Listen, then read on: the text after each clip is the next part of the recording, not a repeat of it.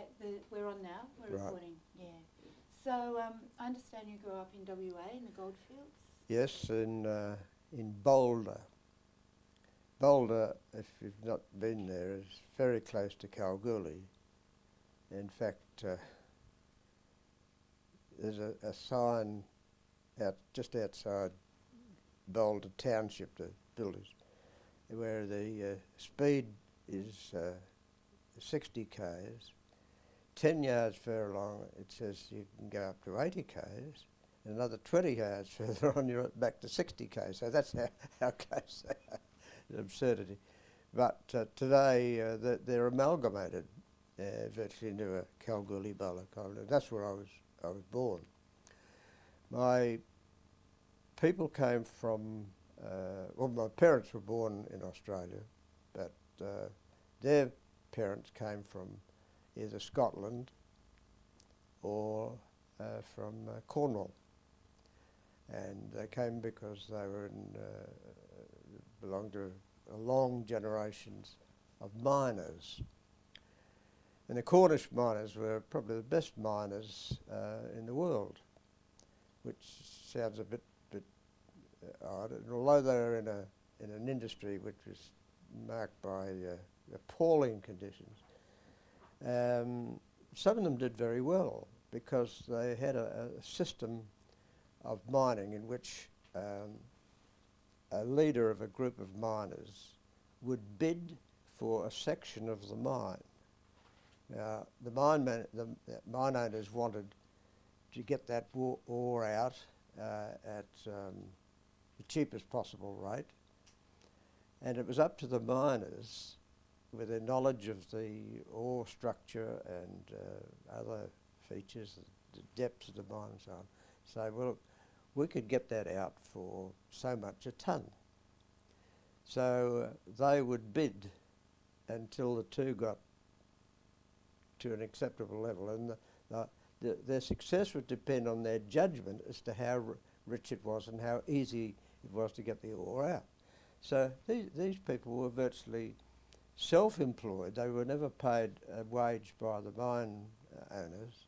They made their profit above what they would accept as a living wage by their skill in judging their ability to get this ore out in a very quick time and so on. So they were good at it, and a lot of them, well, I say a lot of them, I don't know any numbers, but when they came to Australia, some of them were able to retire on the farm because of the margin above that their team had earned, and so that they were not. Although mining is a labour-intensive industry, they still managed. Some of them managed to do very well, and of course, why did they come to Australia? Because the price of copper fell for some time, but the mines in Cornwall were so deep they became uneconomic to mine, and Australia, where copper had been found in places like Moonta and so forth in South Australia, they were attracted out there because it was easier mining, and these people were very skilled. So that's what brought them to Australia. And we left when I was 10. The family moved to South Australia. The reason was that my mother, who knew all about miners' lives and sometimes deaths, determined that her kids weren't going to grow up in a mining town, because that was the principal source of employment in the goldfields. And despite that, in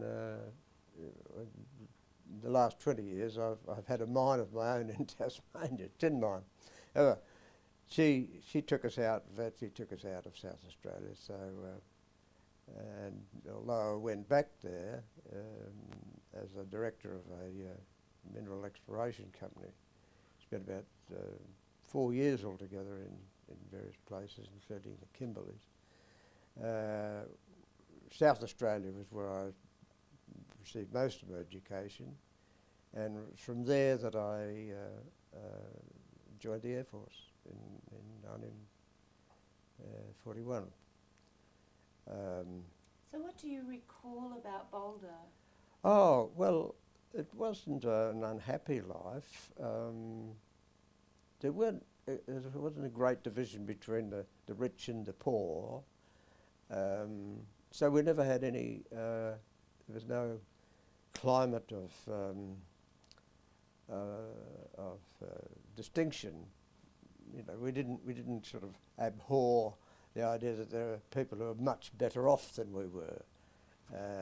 I suppose the greater sign of affluence was if you had a motor car, and there weren't very many of them.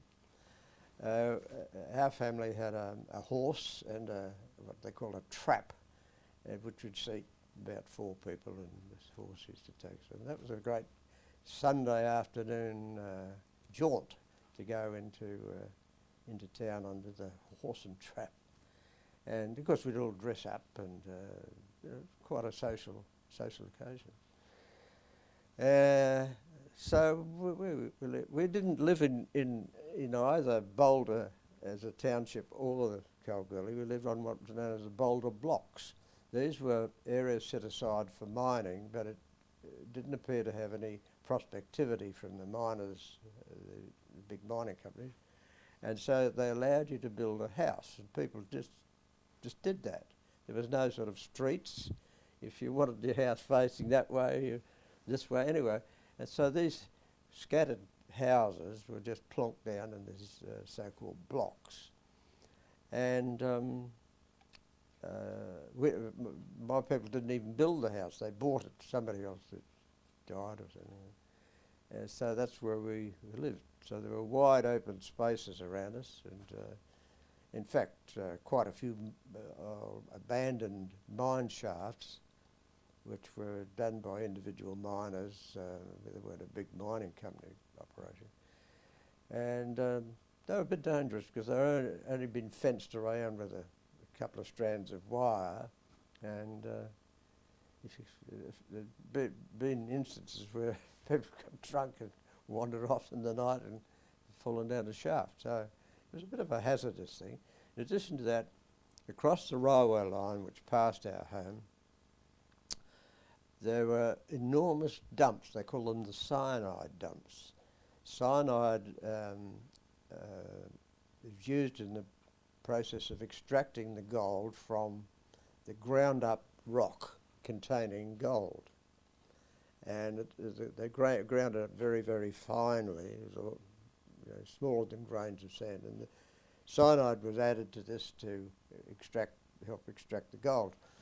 Well, once they'd done that, they just liquid mess would pour out, and then another layer, and they would be, some of the dumps were 50, 60 feet high and cover 20, 30 acres.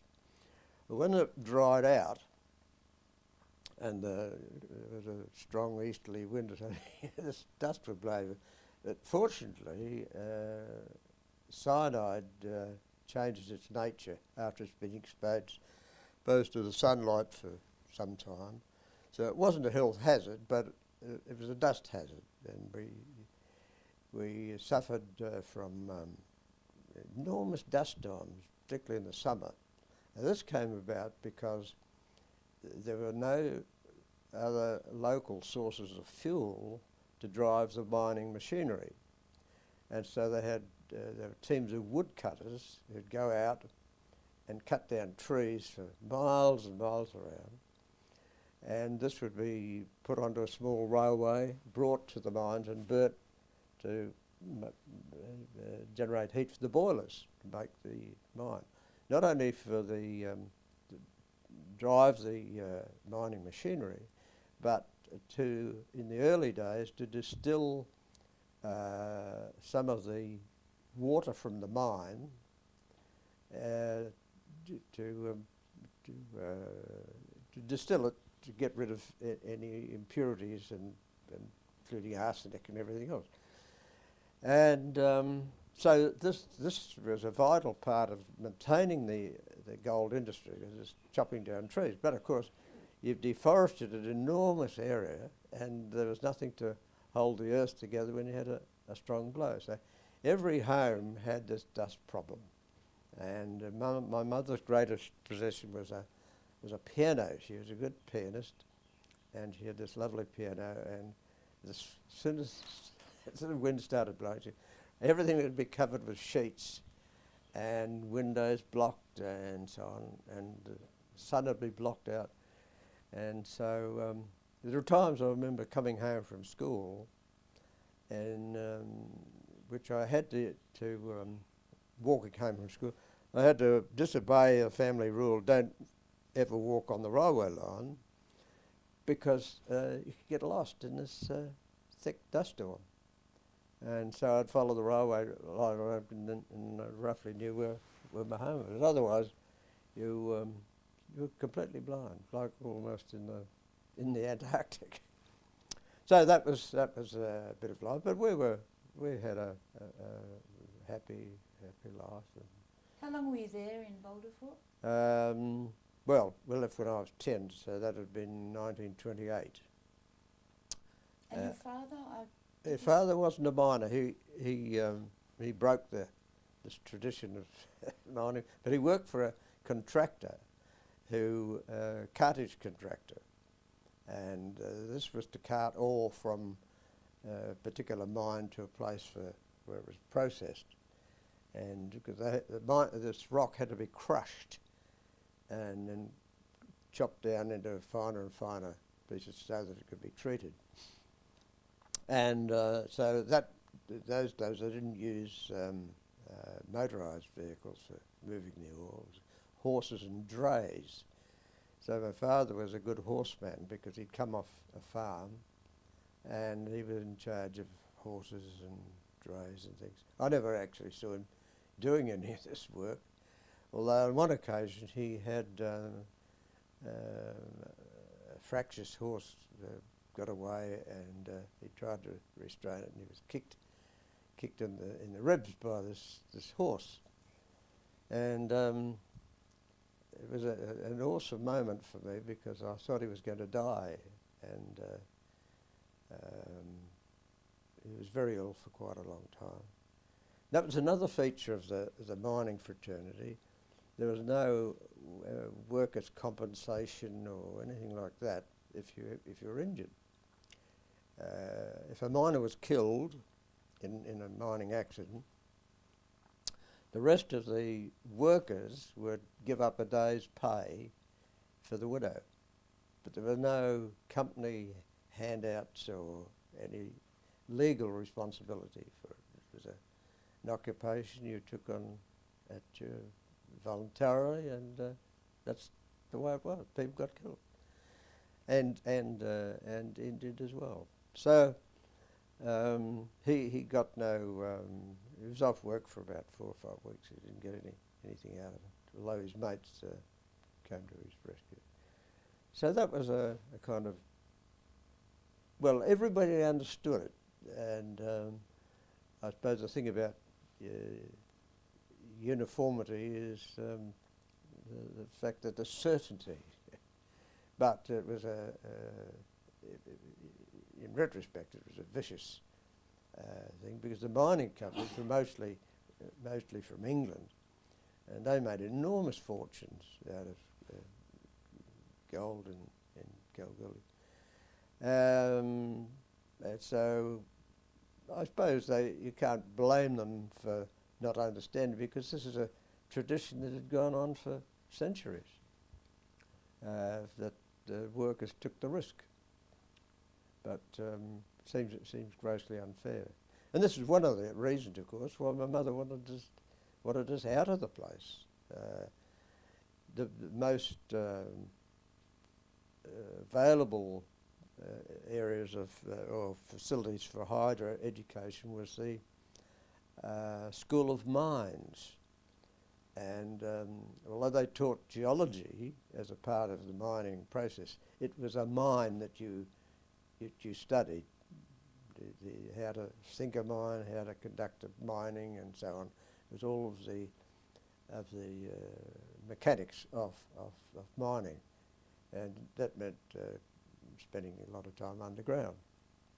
And underground, and incidentally, I've been down many mines because of my mineral exploration activities, and they drill into the rock that's got the ore in it. That's the mineralised whatever it is that you're looking for, gold in this case, and put explosives into the hole and have a long fuse, and then they blow out this great heap of rock. Well, it comes out in chunks in great size. And they have a team of fellas that go in and belt this with hammers and break it up so it fits on a truck, and that's pulled back where it goes into a lift, which brings it up to the surface. Well, in the course of this, they create a roof for the area that's been blown out, and the rocks come under enormous pressure from these explosions. So before the miners go back to win this broken up rock, somebody has to go in and test the roof, because this is where most people get injured with chunks falling from the roof of this area that you've cut out. And this was done by there was always a safety man, and his job was to, they had a long wooden pole with a bit of a metal thing on the end, and he'd go in and start prodding at all and be ready to run if any came down. And only after the safety man had declared it safe would the miners go in. So it was a pretty hairy piece of it, but that was, and they still do similar things today.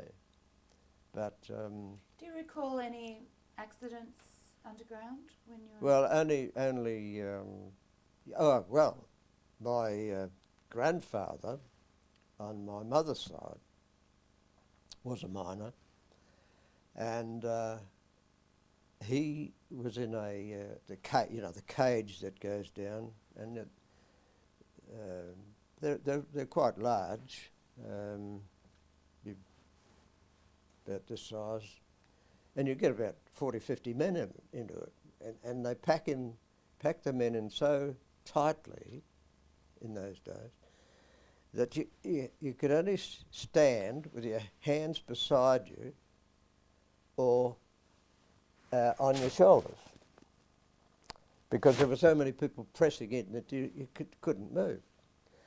Well, he was in this particular cage full of miners, and two of them had their hands on their shoulders like this, and the cable broke, and the cage plunged from the surface to the bottom of the shaft, and there was a bar across the top of the within reach in this cage, and my grandfather and this other guy grabbed it, and they're the only two that survived the fall. Curiously enough, or sadly enough, after he retired, he went to visit his son-in-law, who was a Baptist minister in South Australia, and they just went there, he and his wife went there for a holiday. He said, "Oh, look, I'll paint the house for you." So he got up on a ladder, fell off the ladder and was killed. So after that, escaping that horrific fall, he had to fall off a damn ladder. So that's one that I heard of, but of course kids wouldn't be. They don't allow children in a mine, and they never allowed women in a mine. Children, for obvious reason, and women would bring bad luck. So women never ever, and it's only in the last 20 years when there's been what they call a tourist mine opened up in Kalgoorlie, but they take you down and show you the works, and got a few guys there plugging holes. That women have been allowed in a mine for that reason. It's, but again, that's another thing that's probably hundreds of years old. Probably let one woman in, and the next day they had an accident and say, right, that's it. Yeah.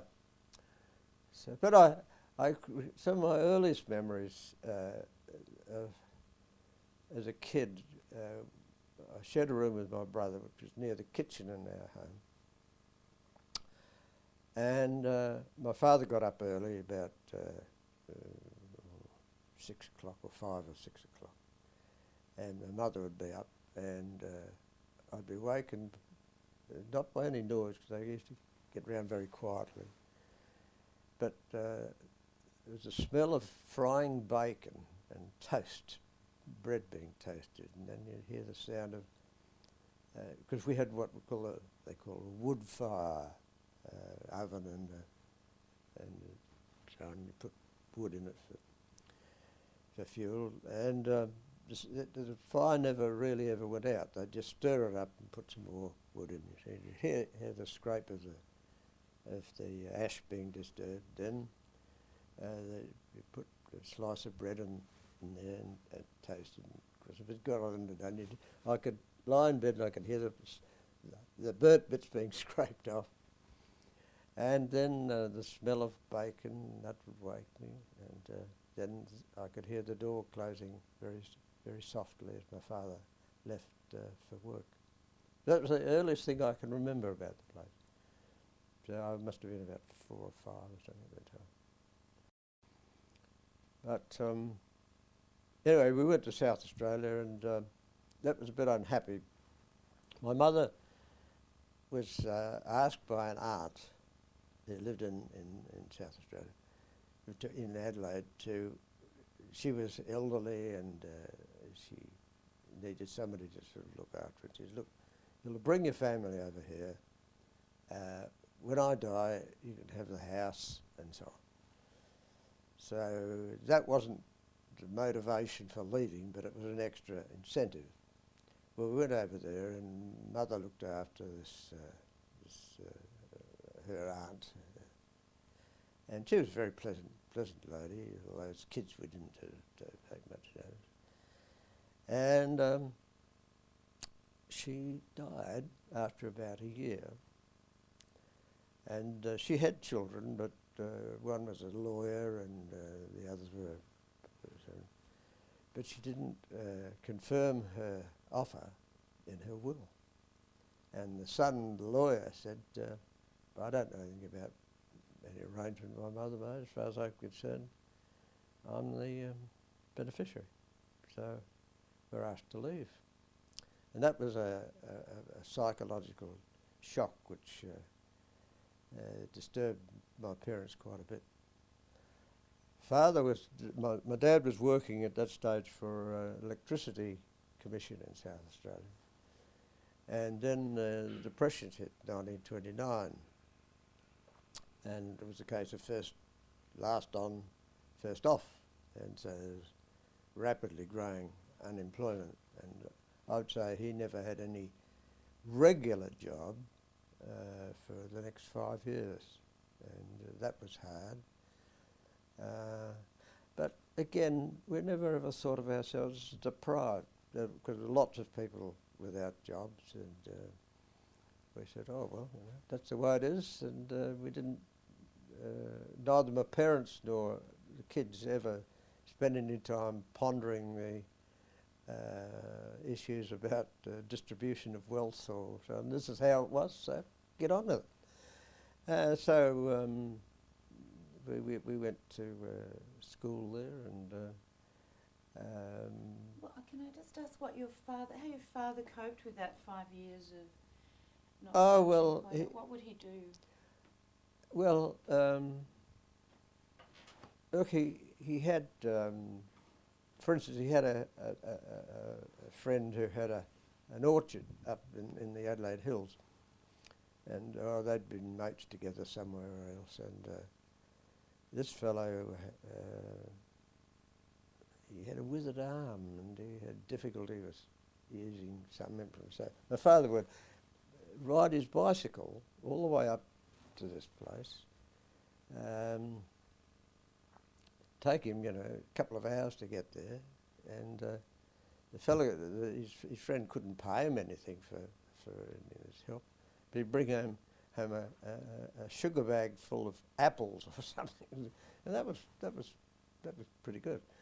Oh, well, there were always bits of things to be done. Somebody would need a hand to pull down a building or something. Father would pop into it and get a day's pay and things like that. And then they brought in this I suppose you'd call it the dole, and people who didn't have a job could apply for this welfare thing. It's all rations, and you didn't get any money. Yes, you got some money for rent if you're paying rent, but you'd get vouchers that you could use for food, and this would, in order to make the stretch, you'd buy the cheapest cuts and the lowest priced groceries and all that sort of thing. But we were never without food. But there was a degrading aspect to this rations thing, and I think they've recognised this in present day welfare, that they give you money. How you spend it, the grocer doesn't know, or the greengrocer doesn't know, whether you got the money from what you'd earned or whether it was a handout from the government. It was not that sort of stigma, which was very evident in those days.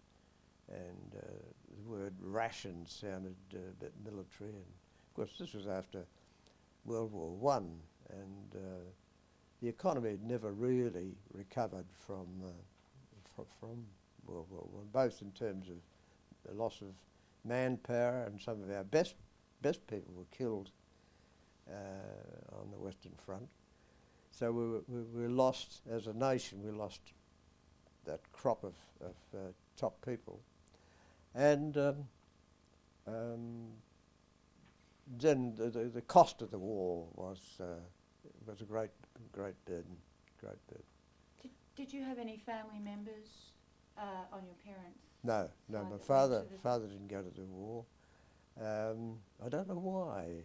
He wasn't a pacifist or anything, but I think there was a policy of well, he was a young man, but at that stage he was working on the railways, building the east-west railway line, and they seemed to want to retain, and that was in 1917 when that was completed. That was during the war. Maybe they wanted to retain enough skilled workers to complete the line. I don't know, but well, most people didn't go to the war, but nevertheless, he wasn't one of them. I had an uncle who was in the war, and he came back. Pam's father was a soldier in the AOF in France, but to some it was a great adventure that ended pretty tragically. So. Do you recall anything about it from your childhood in Kalgoorlie, like the war? Yeah. Well, I was only. Let me see. I was born in March 1918, and the war ended officially in 1918, and then in the same year, although peace wasn't signed until the following year. So no, I had no clue about it. You can trick yourself in these things. My mother had so well described her mother-in-law. That was my grandmother. She was tall, she had red hair, she had a bad temper. Soon my mother didn't get on, mainly because this grandmother had a patronising, told her so sort of attitude.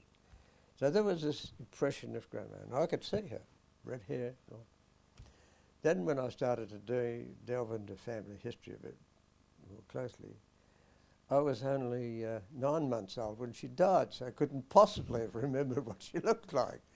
I know how tricky it can be. So, but I was able to just, in my first run of my so-called memoirs, I described grandma and how bad tempered she was and all this sort of thing. And poor old lady. Her husband, my grandfather, I remember him, he died when we were in Boulder, and I must have been about 8 at the time. He was an arsehole now. But I never ever really knew his wife. But I allowed myself to think that I did. So he lived in Boulder, your grandfather? Oh, yes. There was a sort of an understanding that when you got too old to look after yourself, you went and lived with your children. And I suppose even if you weren't feeling kindly about this arrangement, you knew that one day you may be calling on your own children. So, but this was the accepted thing. And but I guess it was a period in which 3 generations, it was more the case that the 3 generations would live in a house. And that was a kind of welfare arrangement which has disappeared. Lucky to find 1 generation in a house now. So. But anyway, that's social commentary. I won't involve myself in that. Oh, social commentary's good. Yeah. But I'm curious about your education in South Australia, in Adelaide. Well, in Adelaide, I just went to the local school, and then when I graduated from the primary school, I went into a technical school because I wanted to be a draftsman, and and I achieved that. I got a job with a small engineering company. First of all, just going in on Saturday morning to, clean up and things like that. But I gradually got involved in it. So a technical draftsman. Yes, engineering drawing. Yeah. But I studied most of that by correspondence. There was an outfit that may be still in business called International Correspondence School. They offered the best course that didn't involve having to go to night school. And night school was always a bit of a problem thing, to get there. And so, I guess we lived in Adelaide. We lived in an area outside the suburb. And if you travelled in by tram, which was the nearest public transport, that would cost something. And in tough times you didn't waste money. The alternative was to walk or ride a bike. And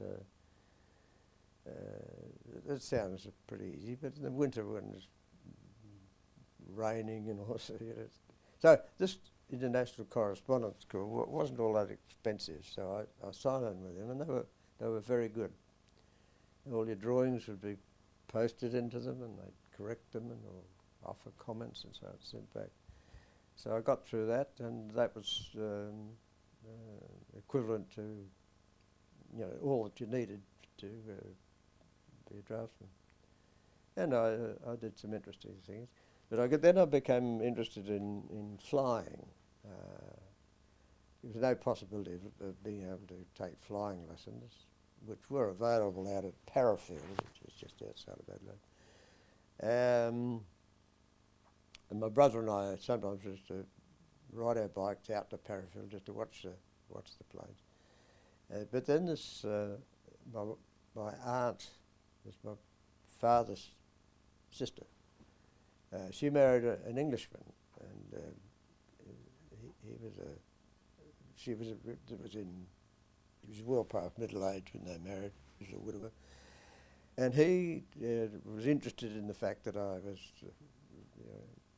crazy about aeroplanes, so he bought me a subscription, which he paid for annually, to two magazines, the Aeroplane and another one called Flight.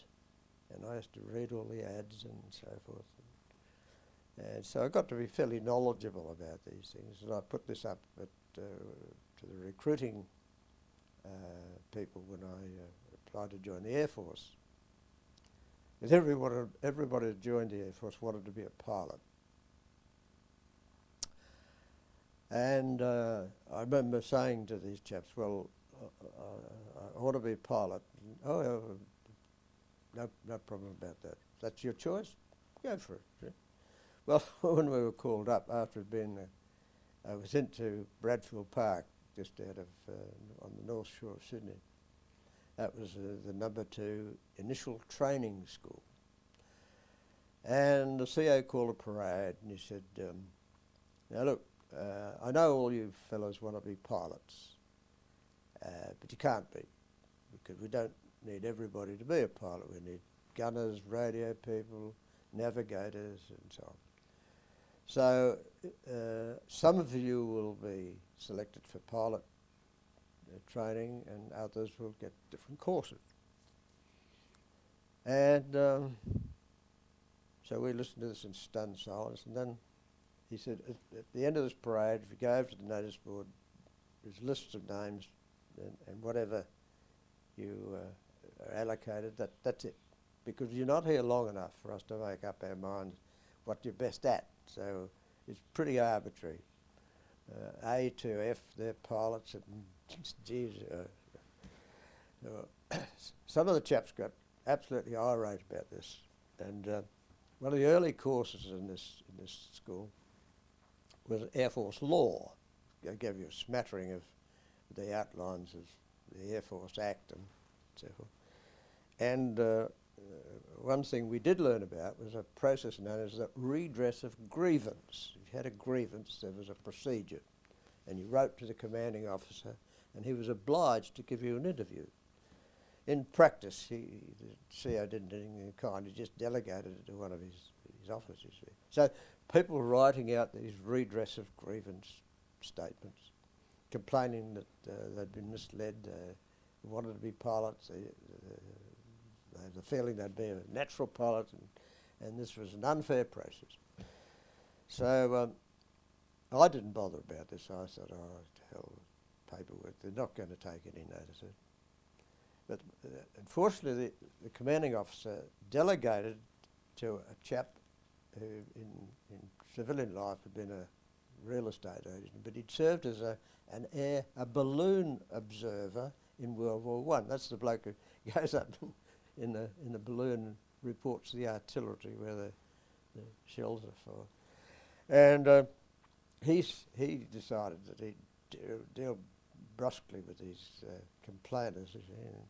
Yes, of course. You want to be a pilot, and you've been allocated to be an air gunner.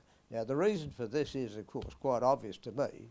You've heard that the casualty rate among air gunners in England is higher, and you're just trying to dodge it.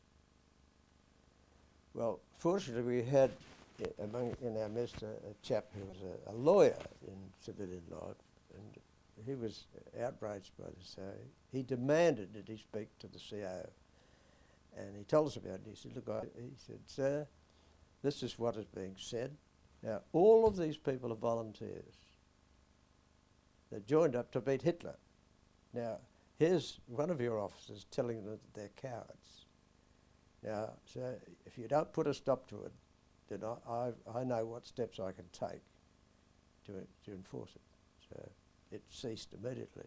But that was that was how my interest in flying ended up. I was assigned to be a wireless air gunner, as they call them, which involved, after initial training where you mostly learn how to salute, who to salute, and the Morse code. And then we went to Ballarat to do a 6 months radio course. And from there to Evans Head in New South Wales to do a gunnery course and bombing and learning about weapons and so forth. And from there to what they call a pre-embarkation depot, which again was at the old ITS at Bradfield Park. And the next thing, we're on a ship on our way to Singapore. Stop there, thank you. Right, so do you want to pick up? Well, to Bradfield Park? Well, you're going to talk about the night that war was declared. Well, so that was a Sunday.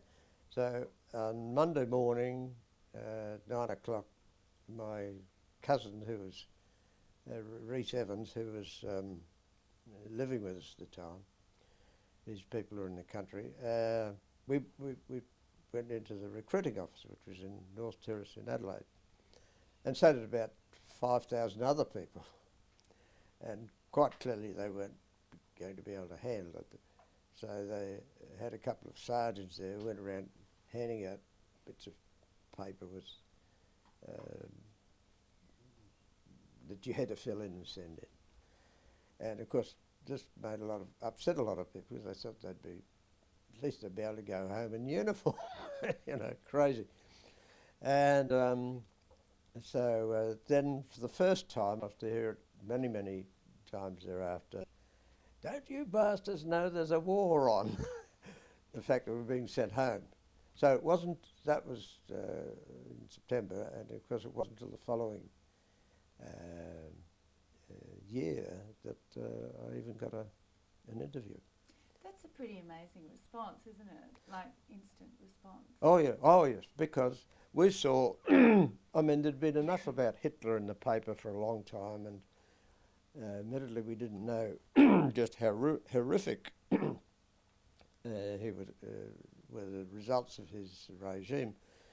We did know that this was clearly a bloke who was out to conquer the whole of Europe, and he didn't care who died in the process, and he had to be stopped, because if Britain went under, Australia was indefensible. And so there was a stronger sense of kinship with the English people. We still had relatives over there, never ever met them, but we knew about them, and so, but it wasn't in their defence. We thought the whole, that England was the key to the whole of our defence. And so we got to stop this guy. That was the motivation.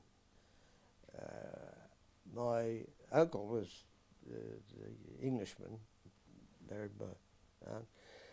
He'd served, of course, in World War I, and he got through. He was one of the old contemptibles, as they call them. They were the very earliest English soldiers who were called up, or called up to serve. And he went through from 1914 to 1918, which was pretty remarkable, because the casualties in the first years were terrific. He took hold of me and he said, you know, you have to satisfy yourself that the war is justified. And he quoted from Henry V, is this a just war? And Henry, incidentally, if you know if you remember your Shakespeare, he gave a very unconvincing answer as to why a war, his war was a just war. And the soldiers to whom he's talking, they didn't know they were talking to the king on the night before the battle. They said, people killed in battle do not die well. And he goes on to describe all those legs and arms cut off and so on. And so the king bears a great burden, that unless his war is just, then he cannot justify what is going to happen to people tomorrow. So my uncle, who was a bit of a scholar, he said, is the king's war just? Are you satisfied?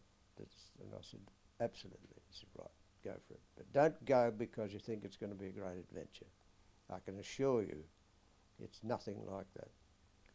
And so I went with a sort of a fairly well balanced idea of what to expect. And one of my expectations was not that I would ever survive the war.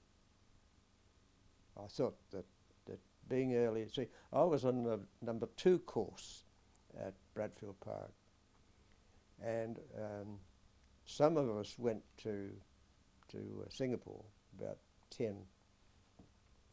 The rest of them went to the Middle East or to England, and I think there's only 5 of us survived the war. There's only about 3 of us left on that course. So we were not to know that at the time, but we knew that getting in early was going to be dangerous. But I was, I don't say I was utterly convinced, but I didn't really expect to survive the war. And I thought, you know, you're bound to cop something. Either you get injured or knocked off. So that was that was my attitude. But of course, the further I got away from Uncle, the less I remembered what he was saying. And so it was, in fact, an exciting time. And I had a fellow that I used to play soccer with, George Emery. George and I were great buddies, and we were called up together. And we stayed together through the whole of the training period. He went to the middle. He went first of all to an operational training school in Rhodesia, as it was then, and he was killed in a training crash, which I didn't know until I got back from Singapore or from Java. The first news I had was that George had been killed.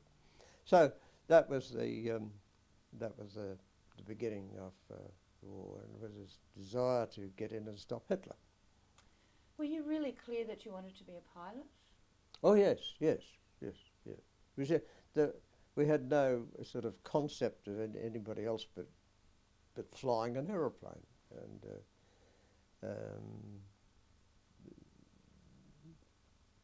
but you know, really, I don't know whether I would have made a good. Then I didn't know, because I've done a bit of flying since, but I don't know whether I would have done. And I survived, which I'll come to later on, two crashes, or 2.5 crashes. I'll tell you about that later. Yeah, I survived 2 crashes, in which I could easily have been killed. And I've got a description of one of those events in that stuff that I've typed up there. So that's what started that. I don't know. Anyway, but we're there I now. was rambling on. But the reason I asked that question is because you got to Bradfield Park, Oh, you yeah, did some yeah. training, and on this very flimsy, you know, they use this very flimsy way to assess or to allocate people to their Oh, jobs. well, I can understand that. You know, when we arrived at Bradfield Park, the very hut that we were put into, carpenters were still sawing bits of wood and hammering and so on. And there was no sewerage. They had open latrines and, you know, quite primitive. It changed later on, but we could see then why it was utterly no point in calling people up if you didn't have the facilities to house them and train them. And we were still in civilian clothes almost within days of leaving the place. They gave you a set of overalls which you wore on all occasions, but otherwise you just wore the clothes that you came with. Yeah. So they hadn't actually worked out. Did they have with the course, did they have an assessment Oh process? no, everybody did the same thing, Morse code, and lots of drill and marching around Linfield, which was the suburb in which Bradfield Park is located. And that was great stuff, you know. You'd feel cold mornings, everybody marching and being yelled at by drill instructors and so on. And so that was it was quite good, and there was a lot of sickness, mostly flu and cold and things like that. But we got through that. So at what point did you get your allocation? Navigator gunner, was that? No, wireless air gunner. Wireless Air gunner. That was the day the CO made his his speech of classification. But the course didn't change because everybody had to do this initial training, and then if you were selected for pilot training, then you'd go to a different training school. You'd go to the elementary flying training school, or a navigator school, or whatever. And then you wouldn't. I don't think I met any of the blokes. Or one chap was on my initial training school course. He went to the Middle East, survived, and I met him somewhere later, and he's the only one of the fellows who got a pilot's course that I ever met again. But unlike the army, which tended to retain people from different states or different parts of states as a unit, as a regiment or whatever, the Air Force never ever had that. If you were posted, you'd go to a totally different social group in another squadron or whatever your task was. So people would scatter. I flew with one fellow, Jeff Hitchcock, in out of Richmond in New South Wales, and then eventually up into New Guinea, Milne Bay, Port Moresby, and all the rest of it. And we flew together for 15 months, which was the longest I could do. And then there were 4 blokes who were in a crew in Malaya and Sumatra and Java. Came back to Australia and were assigned to a squadron in Western Australia. And it's the only instance where a whole crew worked through the whole of the war operationally. And I think you probably interviewed one of them. He has been interviewed, Scotty Jansen, because he lives in Orange, and they told me that he'd been interviewed. So that was unusual, but what was usual is that you got split up, and whether that was a good thing or not, I don't know. But it was the nature of the Air Force that was inevitable.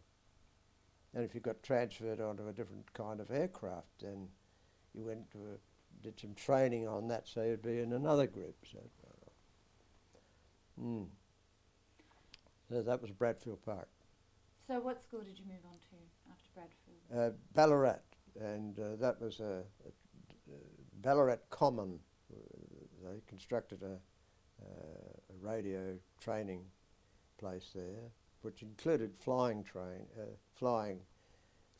and working radio from the aircraft, and also, but you'd spend hours and hours of doing Morse code up to 25 words a minute.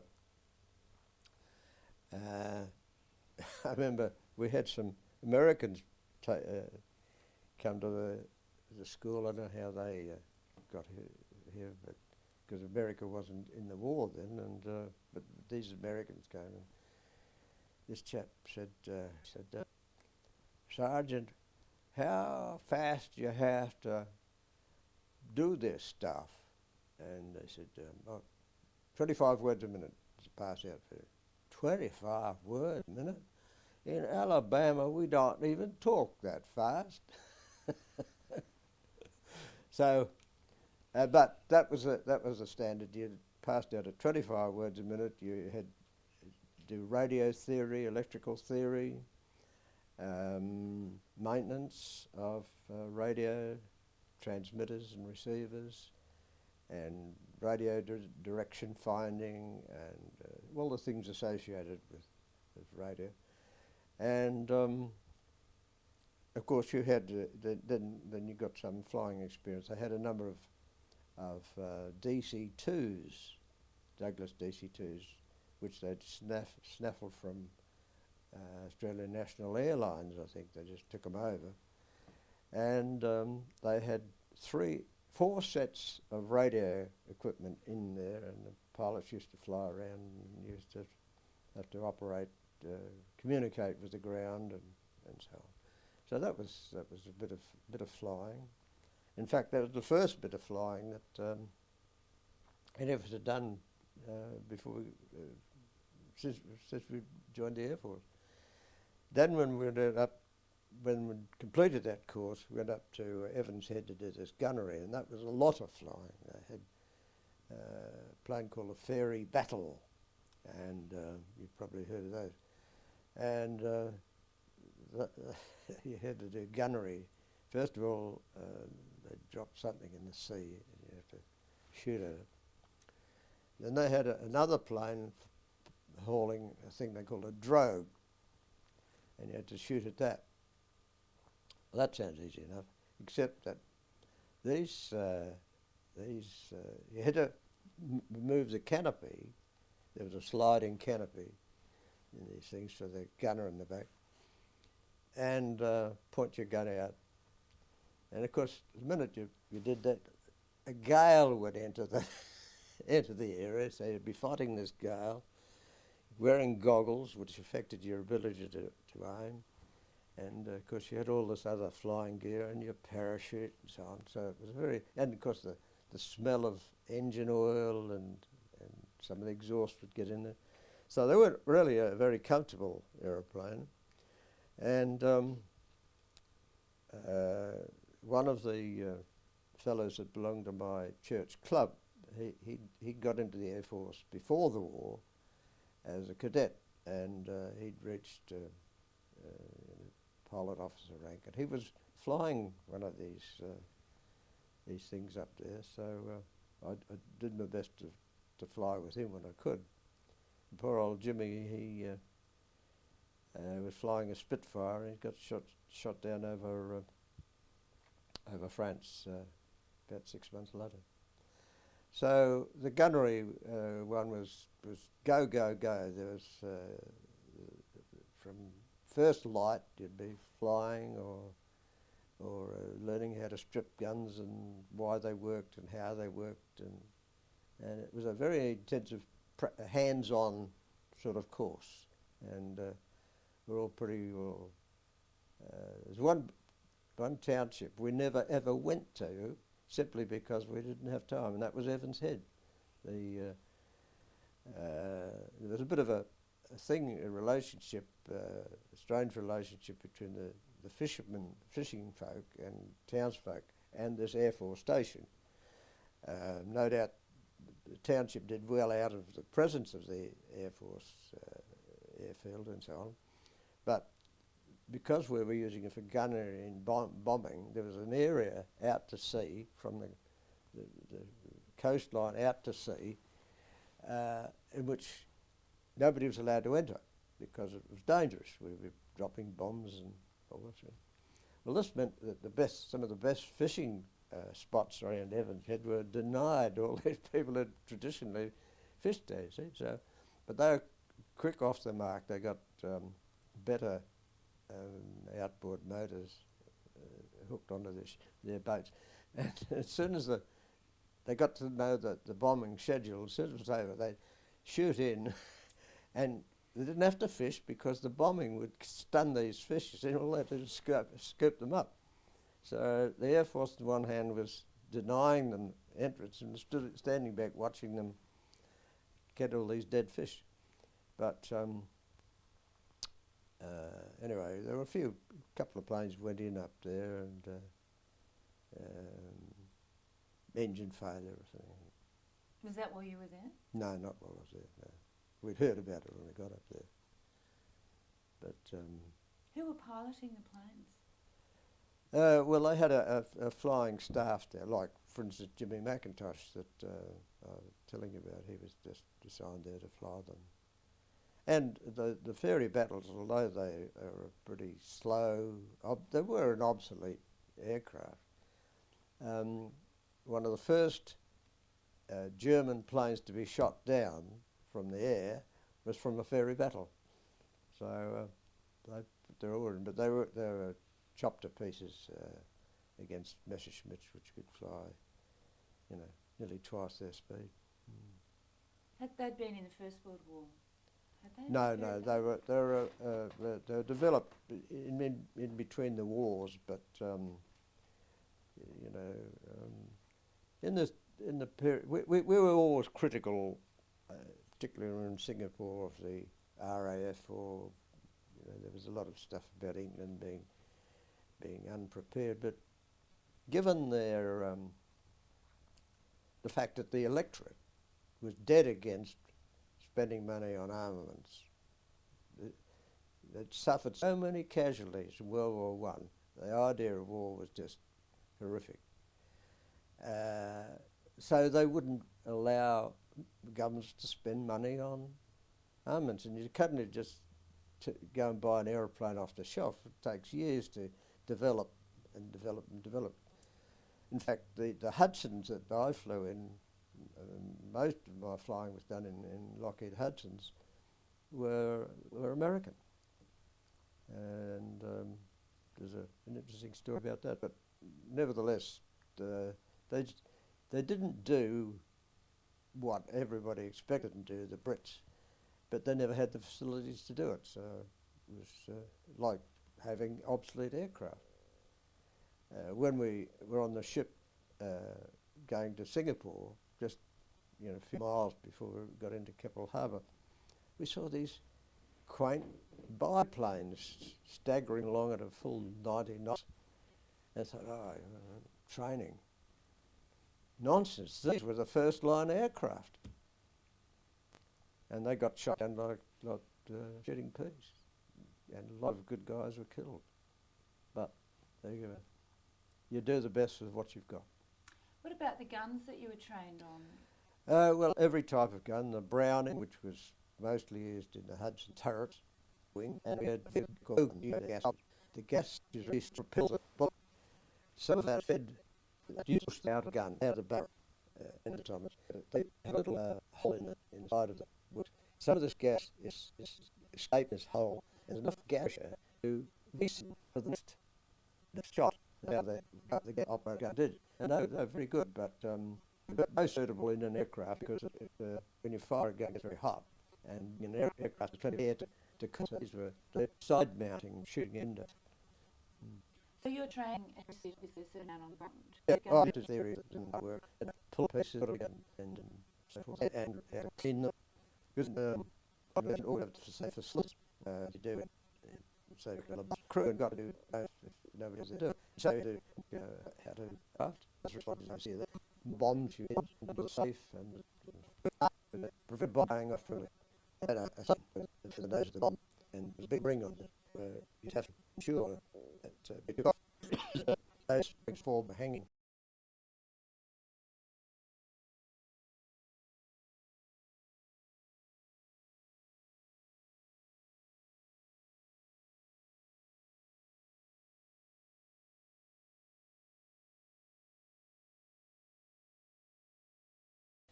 So the pilot could see the bombs are going off. That was the gunner's responsibility. And then it could be late, put the pins back in. That wasn't big. What sort of bombs were you? Mostly just hikes, but we had bombs suitable for anti-submarine at a different factory. When I was in Catalina's drop-ins, and they're a different proposition, but I never had anything to do with the gunners. Never. I was on radio all the time in Catalina's, but the gunners, you had to have armourers to look after the mines because they were pretty tricky. but they were still a part of the armament picture. However, back to, we're still on training. That was Evans Head. And from then we were allegedly qualified to go and fight a war. Well, just before that, can you say a little bit more about Ballarat and radio school and what? Well, it was again, that was another intense. Of course, you still did things like route marching to keep you fit, and but the emphasis on the hands-on bit was learning about radio and not much maintenance really, because when you're in the air, there's very little you can get at. But tuning it to get on the right frequencies, this was a bit trickier, and so you did a lot of that, and under the supervision of a corporal who's well qualified, and they would introduce little faults into the equipment, and you had to find out why it wasn't working, and you had to be able to tune it into a particular frequency. And when we went out flying, the group that had flown before you, they'd naturally tuned in and had communicated, and someone would get in the plane and upset all the settings so that you had to do your own settings to get on frequency.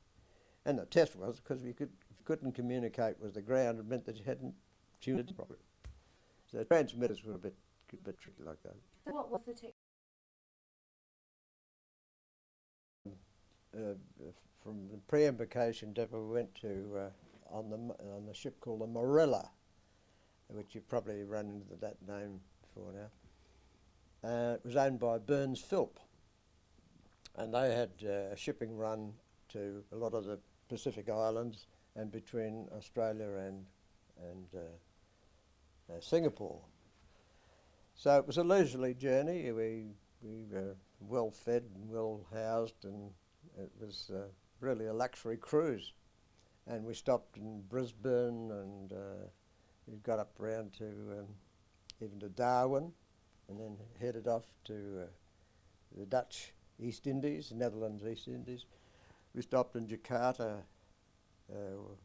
That's not Jakarta, it was Surabaya, which was a port. And we were there for about 5 or 6 days, and entertained by the Dutch people. And we got to know some of their Air Force blokes.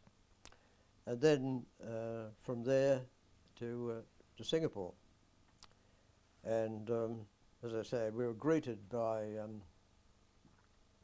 these biplanes, which we couldn't believe, because the stories were that Singapore was impregnable for a number of reasons. We had these great naval guns shooting everywhere, underground hangars with the latest American aircraft and all this. There was a lot of hooey, and we quickly found that out.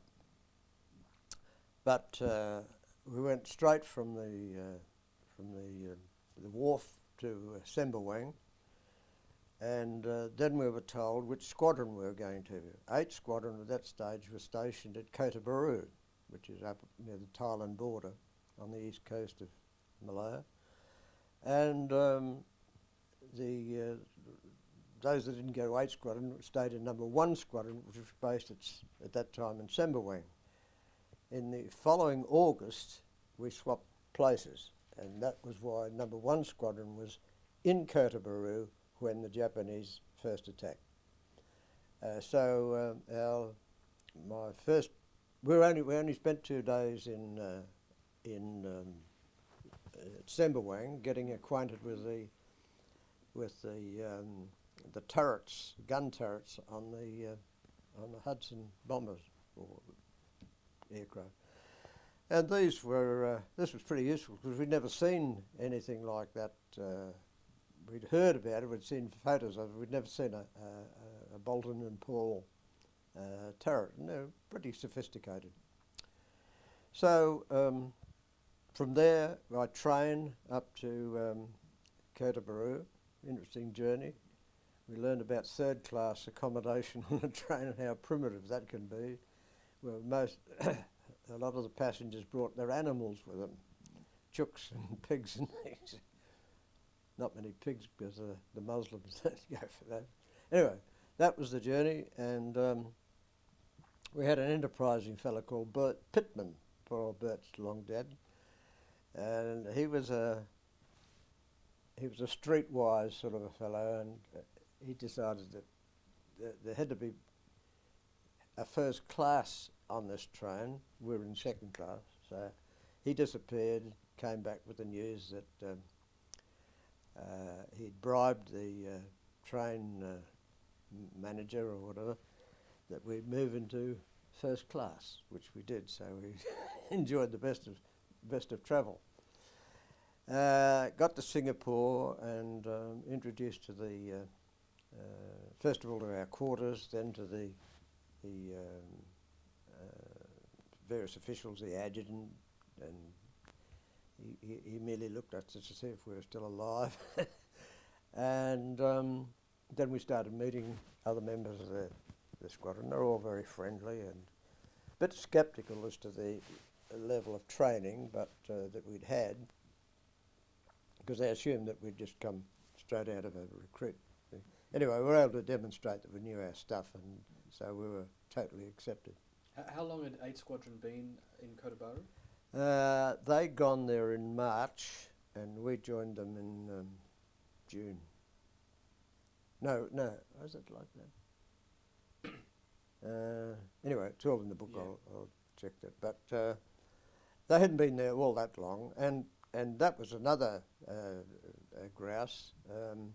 They were sent up there and found that there was only accommodation for about 50 people.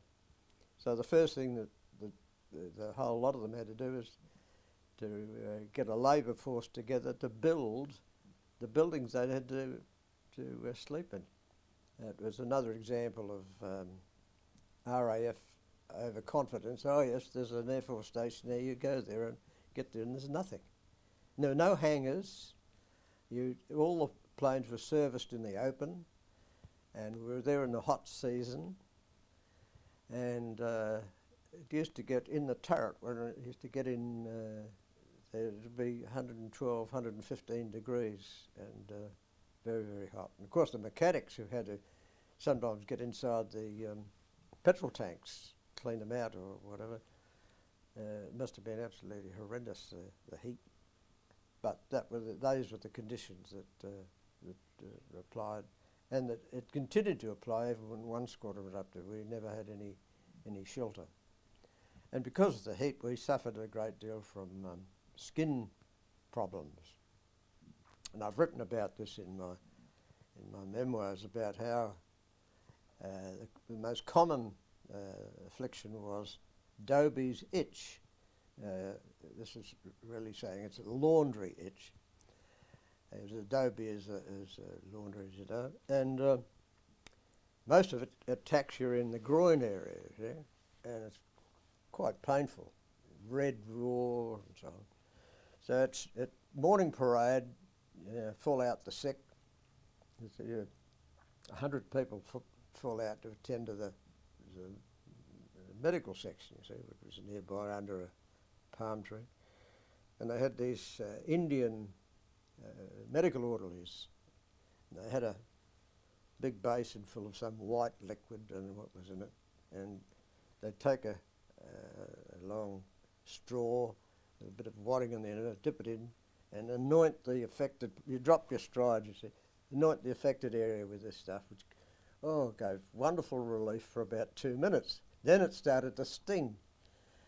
And it was caused great amusement for those who didn't suffer from this. See all these fellas with their shorts down around their knees, waddling away, keeping their legs apart, as this stinging finally subsided.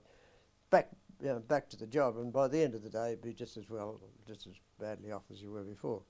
But that was because it was hot and humid, and probably we used to put our laundry out to be done by the local villagers who made a bob or two out of it, and then we found they washed them in the Calanton River, which was, anyway.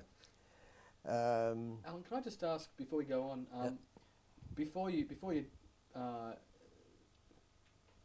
embarked, obviously the war in the Middle East was sort of pretty hot. Yes. And the Japanese, this is before Pearl Harbor, before. Yeah. So, how did you feel about that? Oh, terrible.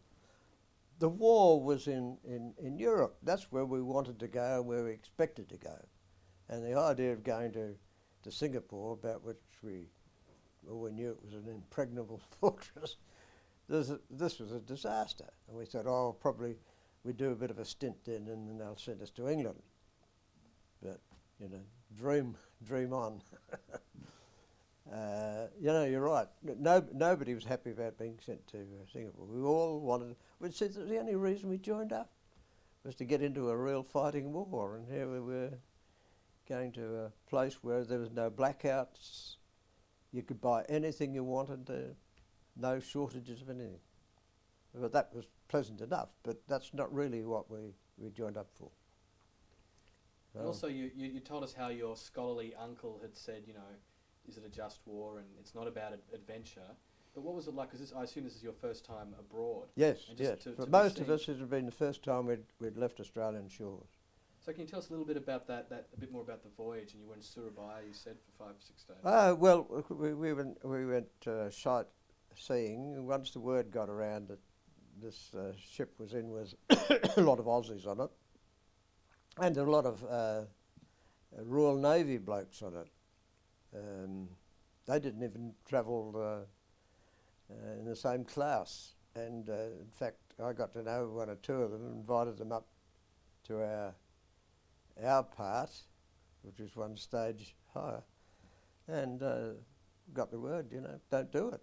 So we said, oh, get stuffed. They're our mates, so we did it. But that was part of the scene. You know, the word got around to all these people, and a lot of Dutch people came down in their cars and offered to take us for a drive around and a free tour, and that was very pleasant. And then we got invited to an Air Force mess. That didn't impress us very much. The Dutch were much more formal and so on. They did it out of a sense of duty rather than because they really liked the look of us. And some of our blokes behaved badly. Not in my immediate life, but there were 3 or 4 engineers that drank too much and made passes at the wives and all this sort of thing. But apart from that, it was very pleasant. And there was a lot to see. But I did have one fortunate encounter with a native police officer. He was just very, very black skin, but he was a equivalent of a sergeant and impressive. And I saw him and sort of asked him first. A lot of them speak English. It was a condition if you were in Holland and you wanted to migrate or take up public service in the NEI that you had to learn English. There are a lot of English-speaking people. So I spoke to this guy and told him who I was and so on. So he said, well, what would you like to see? And I said, well, what is there? So he took me around and then he introduced me to his family. And we discussed a lot of things and prospects for a war and all this. But that was a very interesting episode. But he did make it plain that this was as far he was ever likely to go in the police force because he wasn't Dutch. And all of the good jobs, the top jobs, were reserved for the Dutch. And of course, the Indies were a principal source of revenue for Holland, even back to the days of Stamford Raffles. And it's not always understood that at one stage Stamford Raffles was the Deputy Governor of Java, because when the French made an attempt to take over the NEI, or to take over Java, the Brits intervened because they didn't want the French in their province, so they cleaned out the French and installed their own administration. And he was Raffles, who worked for the East India Company, was appointed Deputy Governor of Java, and later he was the Governor of what is the Aceh area off Sumatra. And now, see all the trouble, look at there. And they made a pact with the Sultan of Aceh that they'd always provide him with support. But then they allowed the Dutch back into Java, and they said, oh, look, we don't like this idea of having sultanates up there. And Britain allowed that treaty to wither on the vine, and we're still seeing the results of that. Anyway, that's another digression. But that was the Java visit, and. But what sense was there when you went to Java and then Singapore that the war may have been imminent? Well, there was a lot of sense of relief that we were going there, because it was a sign that Britain would defend, and Australia would defend Singapore, and thereby protect Java. But that was a dream that soon crashed. And the blokes that were taken prisoner in Java from No. 1 Squadron, about 200 of them, they were pretty bitter about the ease with which the Dutch troops gave in. This didn't apply to the Air Force, Dutch Air Force, or the Dutch Navy. They fought pretty bitterly, but the troops gave in. There was one instance where an RAF unit was sent off to defend some area. They were armed and so on. And when they got there, the Dutch disarmed them and said, what for? We're in the middle of a war. Oh, well, we've decided to quit. And they quit without telling everyone they're going to do it. So they're a bit bitter, but it was a difficult time for them. Their position was totally different. Their wives and families were there. So any reprisals, if they'd continued the fight, their families would suffer. And what was the mood in Singapore when you first arrived? Well, first of all, we ran into all this class distinction, which we found when we were ambivalent about it. We were amused by the nonsense that was involved, and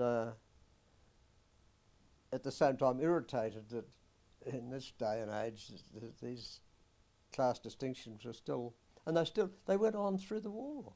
You've read some of the stuff from Kent Hughes's account of the last days up there, where they brought troops back from the mainland, and they said, right, we'll put them in this area, and they started digging latrine trenches, and down came some civil authorities and said, hey, you've got no planning permission for this. This is a residential area. You can't put up tents.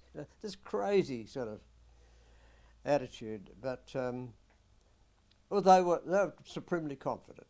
There's no doubt about it. And what is more, those piddling Japanese will kick them out in 5 minutes. Don't let them come. Sooner the better. And it was blind Freddie could see. For instance, this was about Japanese pilots. They've got no night vision. Even their day vision is pretty crook, and they're poor pilots. And the view of our fellows was, if they were that bad, they wouldn't have an air force. They'd have crashed it long ago. So it has to be wrong, and that was the right summary. But no, they were supremely confident, and yet there was potential for, shall we say,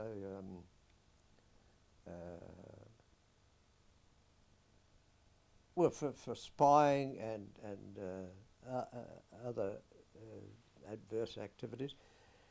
In the large number of Japanese businessmen in Singapore and on the mainland, and they owned rubber plantations and so on.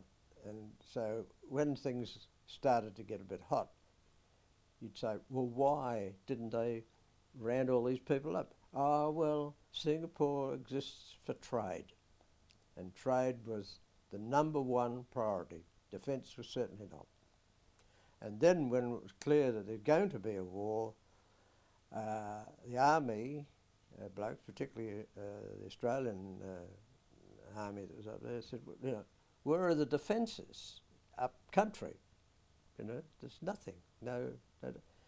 Well, we haven't done anything about that because the Treasury back in London will not approve the going rate for labour. So if you want defences, go and dig them yourself. So these were the real problems about defending Malaya. There were just no defences, no defensive lines anywhere up country, and they paid for it. So when you got to Kotobaro, this was just the 8th Squadron that was... 8th Squadron was the only squadron there, yes. And what about down the length of the coast there on Malaya? Like in Kuantan, was there anything else?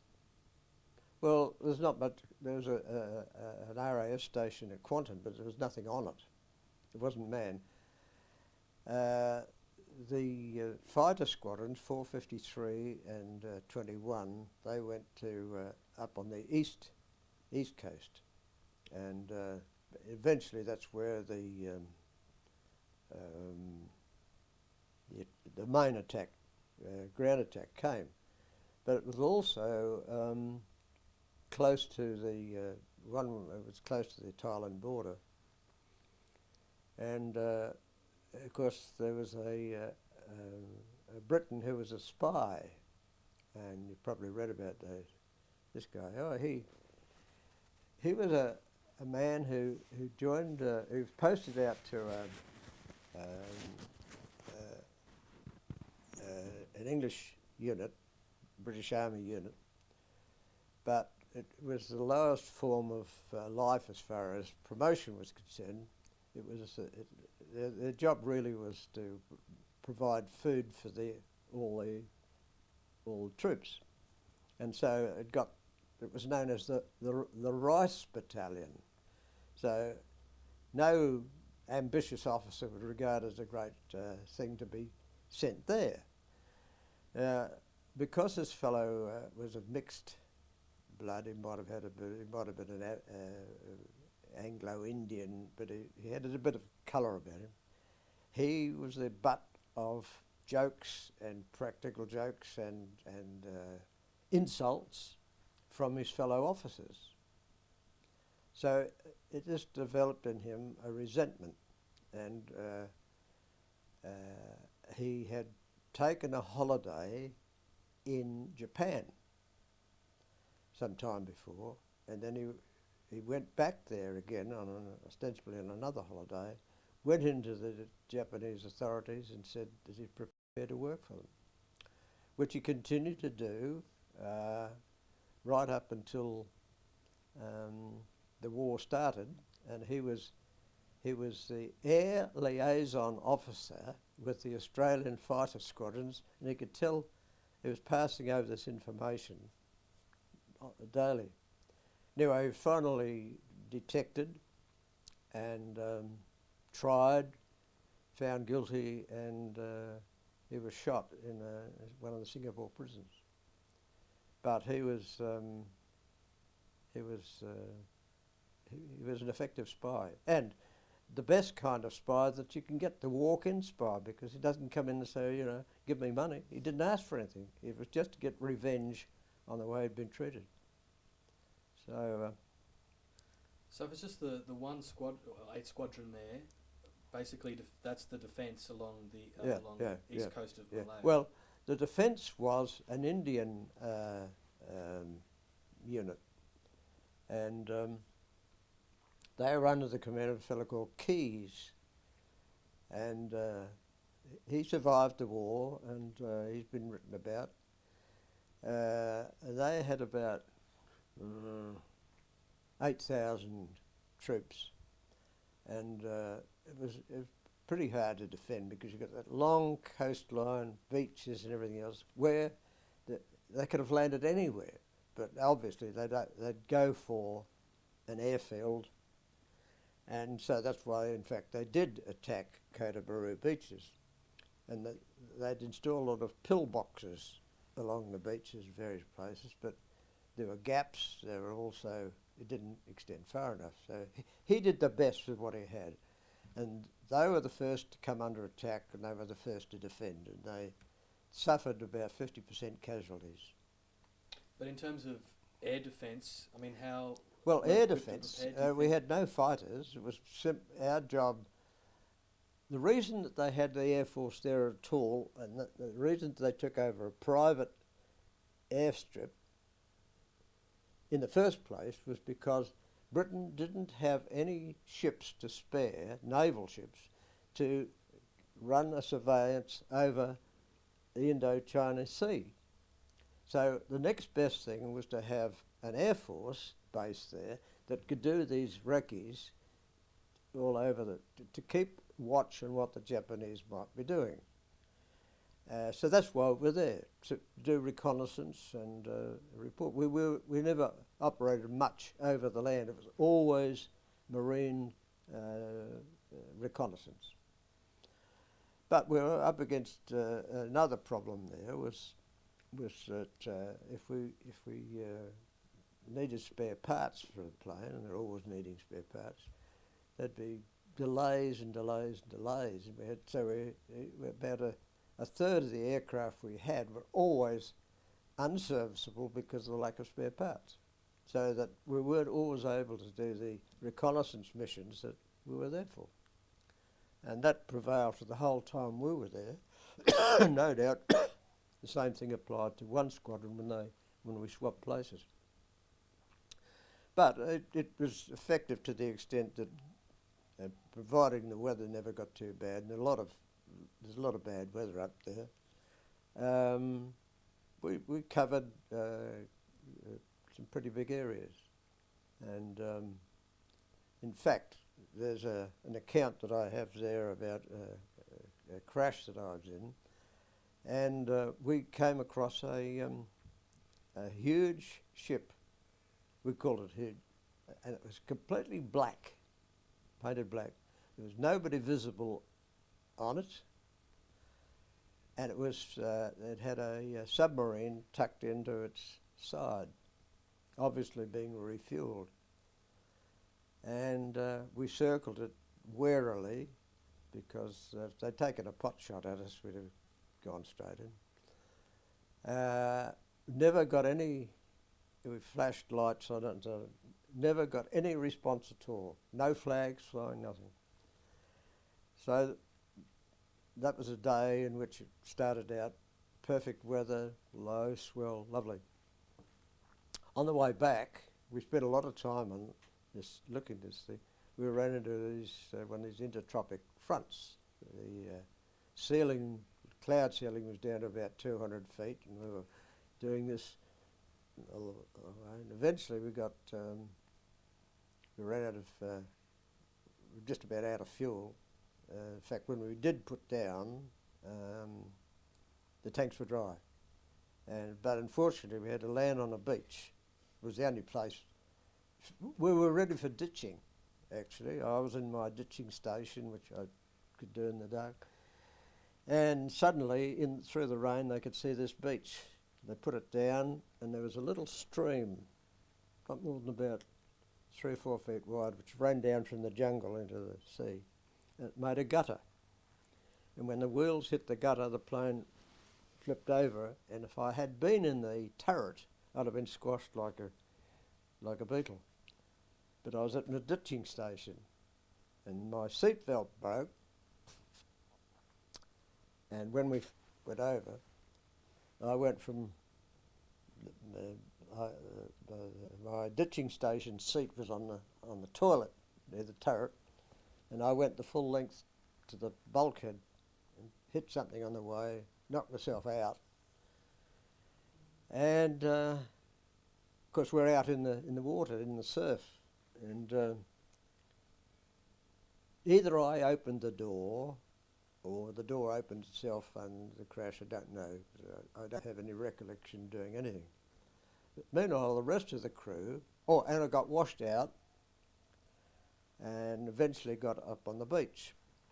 The rest of the crew are all strapped in upside down. They're quietly drowning, trying to get themselves out of the... Anyway, they all got out, vomiting seawater. And then they started looking for me. And of course there's the turret squashed like an eggshell, and I thought I was in it, but they couldn't see any other signs of mortality. And when they got out of the hull of the plane, I was about 100 yards down the beach, with blood running down my head and wandering around in circles and so on. So that was the end of that piece of reconnaissance. On the same day, another aircraft in 8th Squadron on a similar mission, they also ran into the storm and also ditched in the just off the beach. So where was it that you had to land? How far from? Oh, we were miles from Quanton and miles from Cotabaru. It was the nearest bit of land. The navigation was pretty difficult because and as a reconnaissance, once we hit the storm, it was useless because you couldn't see very much. Up front, they were just battling to keep the plane from out of the lightning and whatnot, and the sea. So we just found the beach in time. So otherwise, it all been dunked. So how'd you get back to Oh well, we had 3 days there. We camped in the jungle in a clearing, which was about 100 yards from the plane, and we were asked later by locals where we'd been, and we told them, and they said, "You know what that place is called? It's Padang Rimu."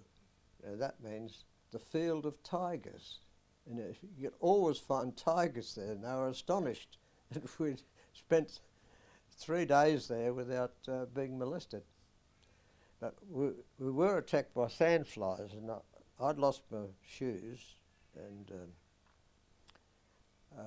I got badly bitten around the ankles, and within a day they'd festered and really got a mess.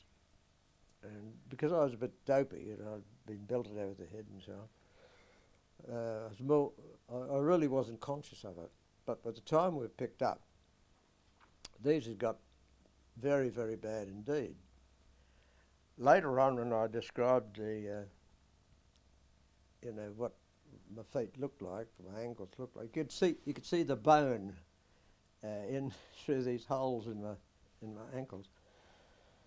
I was treated by an English doctor, a lady doctor, who I regret I can't remember her name, but she served the local community, and she was there when the Japanese came, and she stayed at the job, and she treated Japanese and locals alike, but she must have had an awful time. Anyway, she had me in her home, which was next to the hospital, and I was in the shades drawn. 3 times a day they'd come and pump this stuff around. Anyway, I mentioned all this to the squadron medical officer, and he said, let's have a look at you, and she's done a good job. He said, in such and such a place where he'd been before, he said, I'd amputated a fellow's feet for exactly that condition. So if that lady hadn't got onto you straight away, you'd have lost both feet or lost a leg. So I was very lucky. In fact, that I survived the whole war, I'm ahead. I take whatever comes, I got no regrets. So Alan, you're flying in Hudsons. Yes. Can you tell us about the Hudson and sort of the turret that you were in? You have mentioned it briefly, but just a little bit of detail about your surrounds and your work environment, as it were, and the guns you were using. Yes, well, I've got a photograph there of it, which might help you. But anyway. But for the sake of yes, what we're doing, it'd be great yes, to get a description. of course. To get into a turret, it's at the back of the plane, twin tail aircraft, and you kneel on the toilet seat and put your head up into the turret above you, and pull on a latch, and a seat swings down, and you work your way up to it, and then on either side you've got the guns, 2 Brownings with cans containing belts of ammunition which feed up into the guns. In front of you there's a joystick, and by moving it to the left or right you can rotate the turret through 360 degrees, and the top of the joystick is a button, and that fires the guns. On the sides of the guns there's a stud about 1.5 inches long. Sometimes the guns don't reset themselves. You fire one round and it doesn't cock for the next one. So the only way you can get it started is to use a toggle, which is a piece of wire with a loop and a piece of and a handle to pull these things against a very heavy spring. And I mention that because later on I was in an incident where it got so rough that I lost the toggle. It disappeared down amongst the works of the turret, and I couldn't recock the guns, and I finally had to take my shirt off, turn it into a toggle to cock the gun. Anyway, that's how that was. Now you had a sight, and this was an optical sight, and you're looking through virtually a prism, and it had a electric bulb in it, and when you switched it on, it gave you a circle with crosshairs. But it was an apparent image. It wasn't a real one. It was just projected onto this screen. So the idea is that you move the turret, elevate the guns. That was the other thing. If you pull this stick before you push away, the guns will be depressed or lifted. And aim it at the target, an enemy, and press the button. Hopefully you'd hit it. But all this is happening at very high speed, so although these guns fired at the rate of 1,000 rounds a minute, a 5-second burst, if you're on target, was all you needed. So you weren't really firing at 1,000 rounds, it was only the rate. So that was the office. Now, it was mostly perspex with a bit of reinforcement, and this was significant for a reconnaissance because you observe a sector governed by these ribs. I've covered that bit of sea, I've covered that bit of sea, so on, and then you do it all again. And you think, how can it change so quickly? And it can. And this is how, up front, they passed right over this black ship and didn't see it. And because I was doing this methodical business, I picked it up. And so that was the job. And you got your headphones on. Sometimes the intercom didn't work, or maybe the blokes up front took them off because it makes your ears sweaty and so on. So you could call up and nobody answered. So that was your working base if you were doing the guns. Now sometimes I did the radio, in which case I'd be up the other end, seated behind the pilots, and that was better fun because at least you could see where you're going and watch what was happening. But because I had a bit of a reputation for being a good observer. On long reconnaissance, I got stuck in the turret, and this became of significance because there was an inquiry into this crash that ended badly, and they asked me about navigation. I was able to say, well, I was in the turret, so I don't know what was happening up the front. But it wasn't due to navigation, it was just due to adverse winds and the fact we'd spent too much time on patrol. So in that reconnaissance patrol where you spotted there was the black ship and Yes. that submarine possibly there, were you not in a position where you could have attacked or? Oh, well, we weren't at war. This was before the war. But they were active. And that's why we were there, to sort of try and get an idea, or for intelligence anyway, to get some idea of when and if the Japanese would move. In fact, when they did move, they were picked up. First of all by Catalina, which was shot down by the Japanese after they'd reported, because they circled it and were sending reports, and the Japs took a put shot at it. So they were the first casualties of the war, and the whole crew was lost.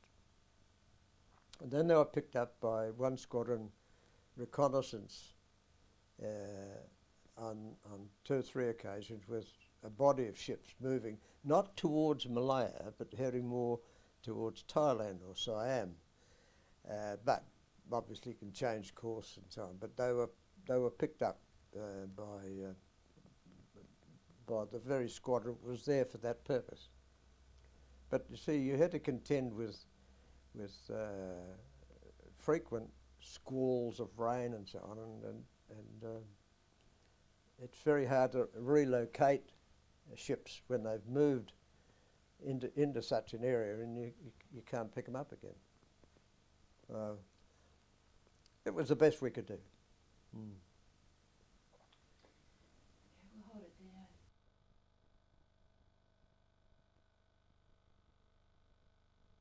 Describe to us the setup at the base in KB. Well, we were living in very recently constructed what they call ATAP huts. These were palm leaves for thatching, and they're all made of timber and just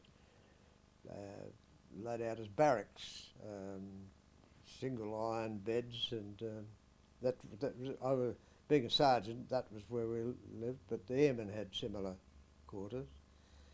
And we had a sergeant's mess, an officer's mess, and an airman's mess. And we were told we were on Indian Army rations. There was one concession that we got some bacon for breakfast. Now the bacon, they'd give you a piece of fried bread, locally made fried bread, and it was cut in two, so you get a half a slice, and each half slice was covered by a piece of cooked bacon, and that was breakfast, and occasionally you get an apple. So we used to chip in our own money to buy food, which came up from the Singapore coal stores, and a firm called Fraser and Neve.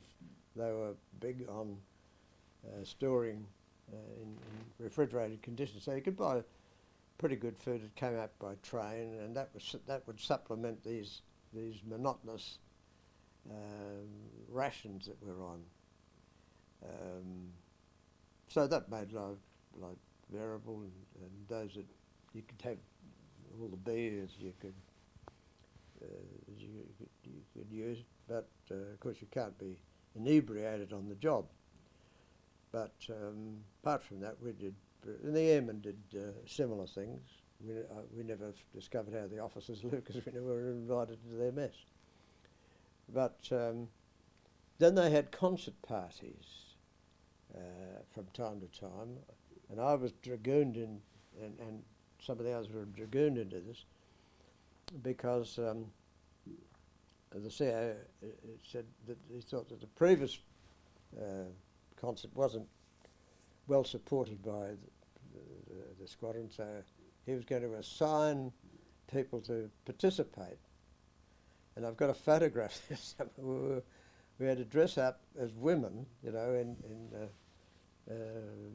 grass skirts and so on, and do some sort of a ballet nonsense. Somebody took a photograph of it, which I've got over there. But that was our form of entertainment. We used to play hockey. We had a good hockey team. We took on, when we got back to Singapore, we took on the Indians at hockey. They beat us soundly, but at least we had some good games. And we had a couple of fellows who were champion runners in Australia, a fellow called Fred Barry Brown, and so he used to compete against. It was about the last words that I had to say about that.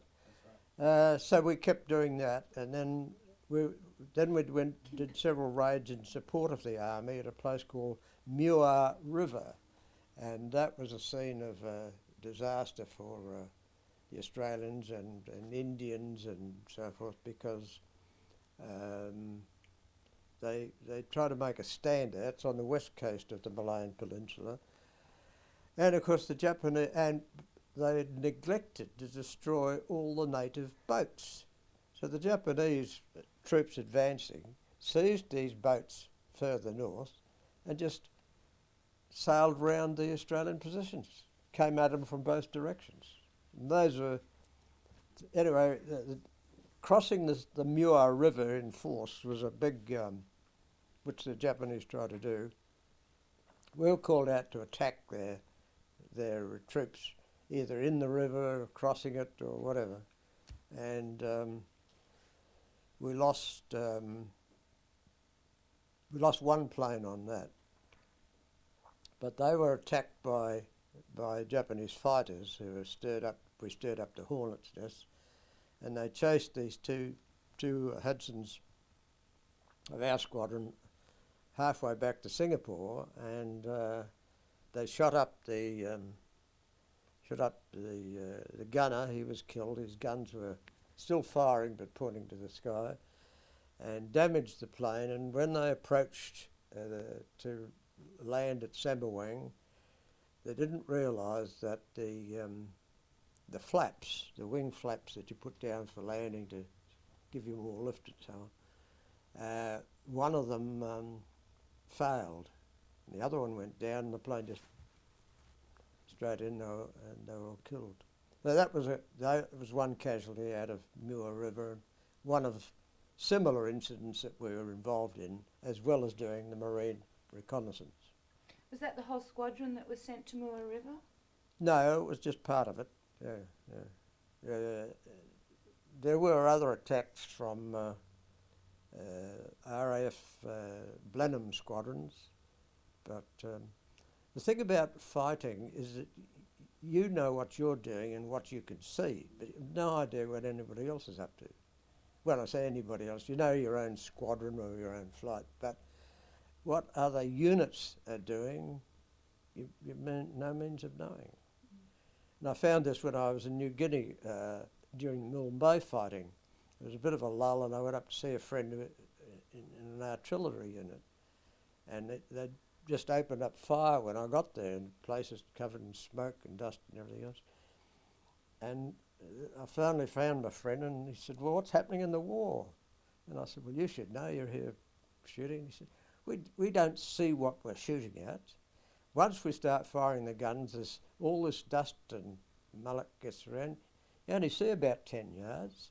So you fellas up in the air, you know what's going on in the war. We don't. We just follow an order.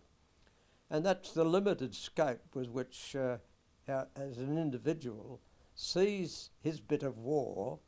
He knows what's here and bit there, but all the rest of it's just a mystery. So when did you go across to Muir River to do that? Well, that was during the days in which the Japanese, in fact, it's on the map. Muir's on that map. Mm. So how much did you know about the Japanese offensive? Well, we were getting general reports about where where they were and where the disposition of Japanese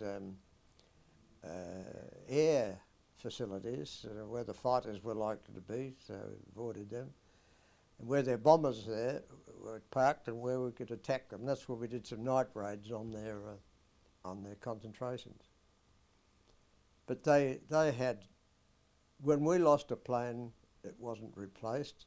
When they lost planes, they had plenty more. That was in the very first stages of the war.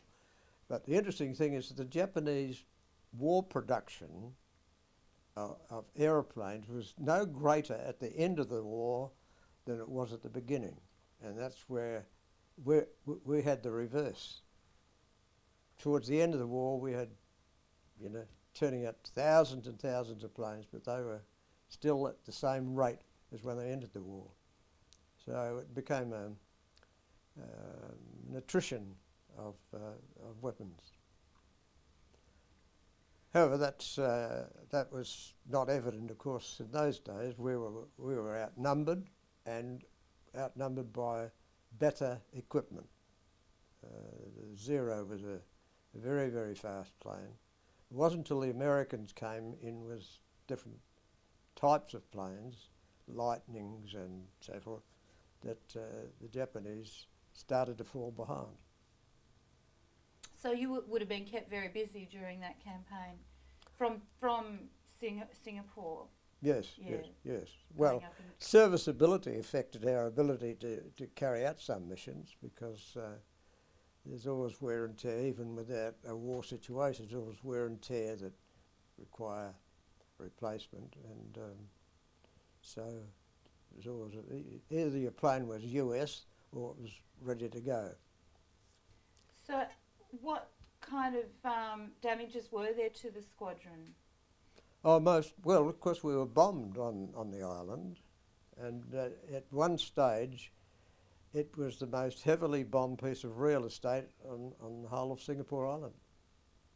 Daily raids and casualties on the ground. I was in a slit trench one day on one raid with 3 or 4 other people, and the slit trenches are always made in an L. And this was a particularly long trench, which was unusual because blast will travel along a trench. People who got into the deep gutters around Singapore using it as a trench were killed, and yet they could have been 100 yards from the blast. It travelled along the concrete trench. So long trenches weren't very good. Anyway, this fellow called George Perry was in the other part of this long L. I was in this part. And the bomb hit where he was. And all they found of George Perry was the wristband of his watch. So that sort of thing was happening. But by and large, we didn't lose a lot of people on the ground, but there were injuries, and we lost planes, of course.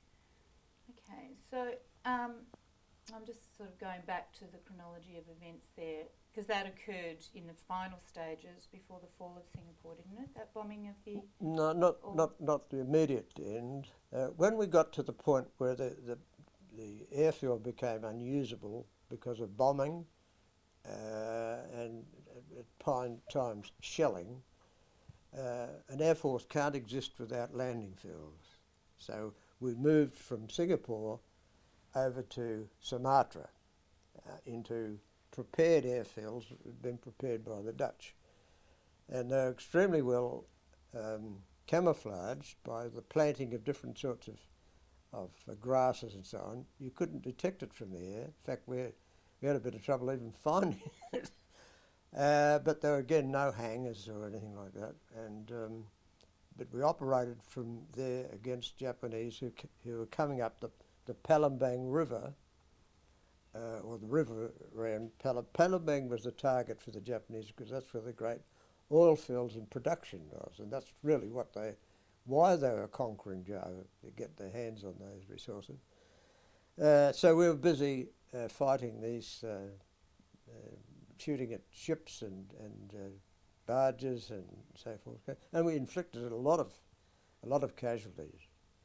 but we were losing planes because somebody had come back, shot up, and became not repairable, and gradually we were losing all along the line.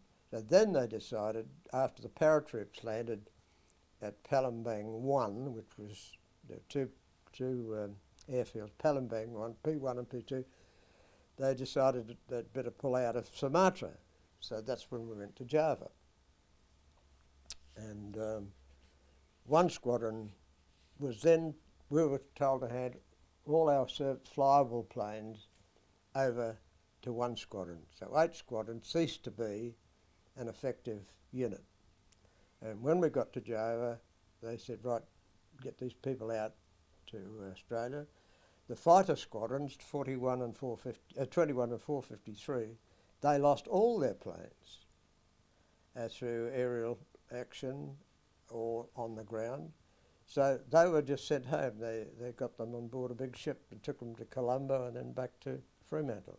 So why did 8 Squadron have to give their planes to 1 squadron? Well, because there was no point in having 2 squadrons operating a very small number of planes. You might as well give them to one and get the rest out of the way, because we couldn't be of any use without an aeroplane. And how many planes did 8 Squadron have? Oh, at that stage, I think we were down to 4 or 5. So what had happened to the others?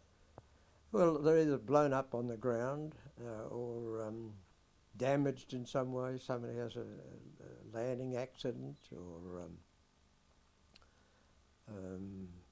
they were beaten up attacking the shipping. Come back with petrol streaming out of the tank because somebody shot a hole through it, and tyres, landing wheel tyres destroyed, just land like this. So. What about air attacks? You know, the Zeros attacking? Not in. We didn't have them in Sumatra. The main action there was in because where we were, Palembang, is about on the same parallel of latitude as Singapore.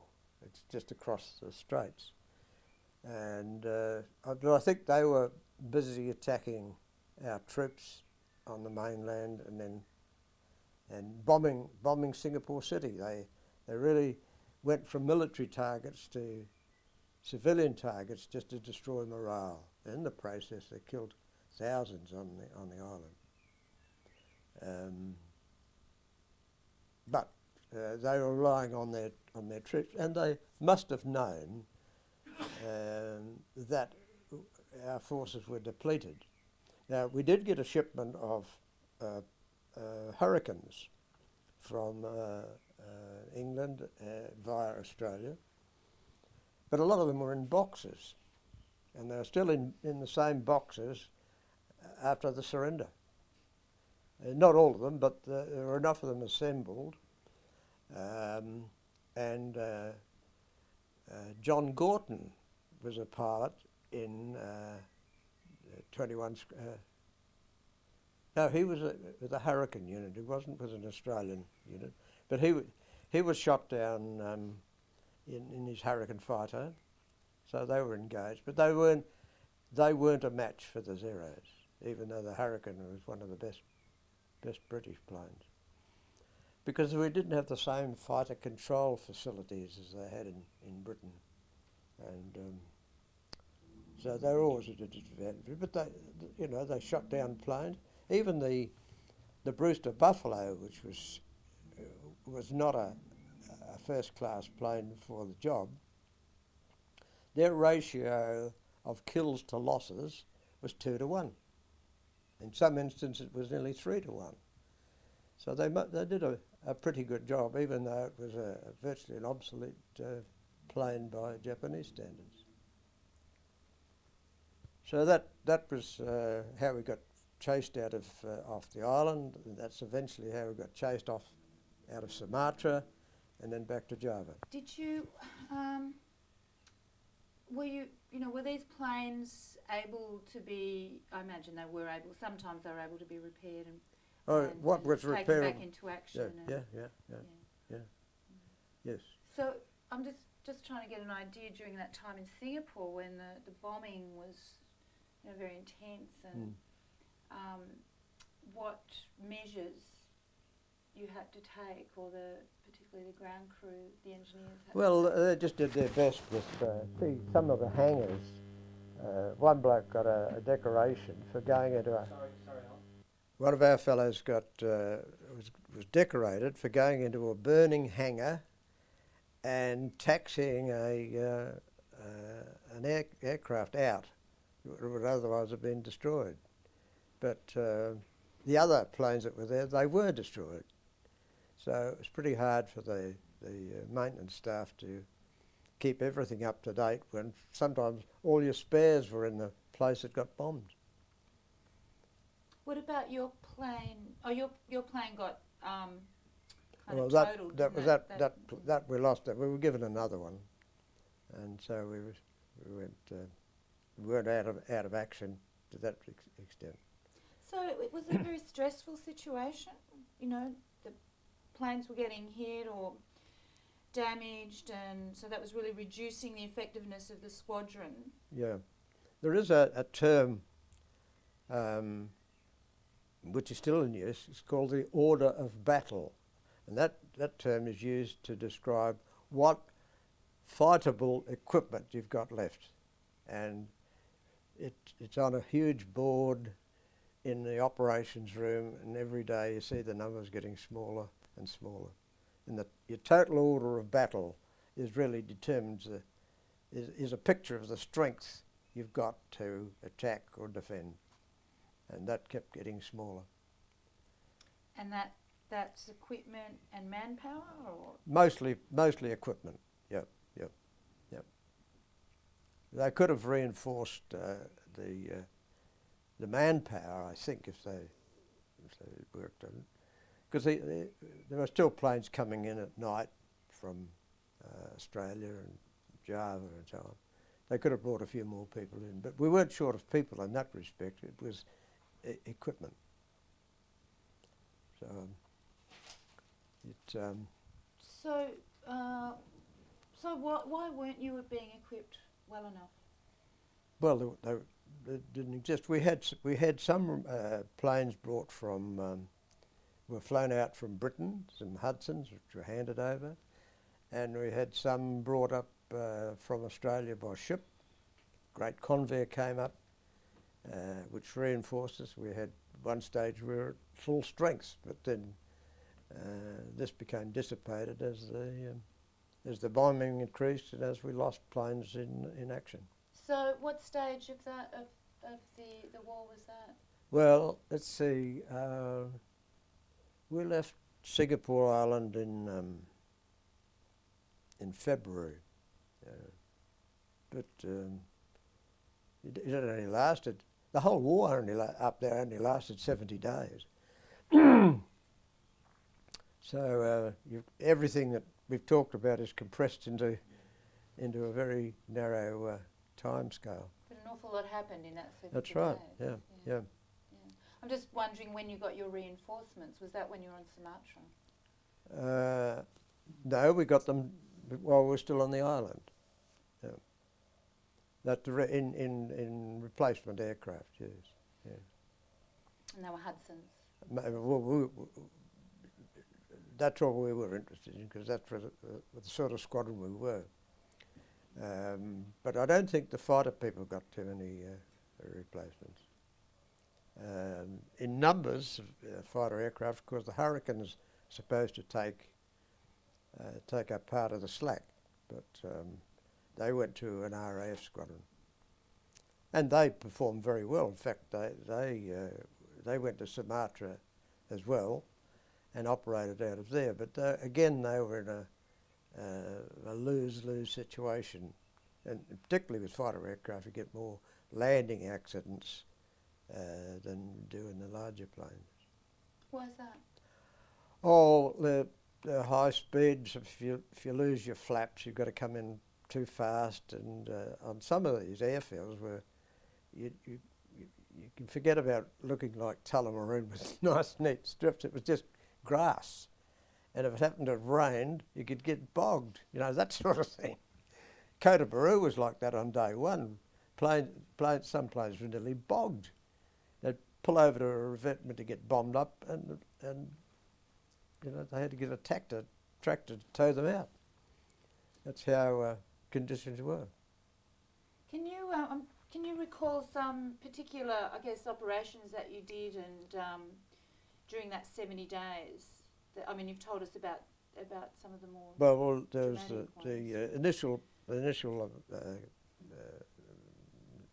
sorties at Kootabaroo and out of Quanton.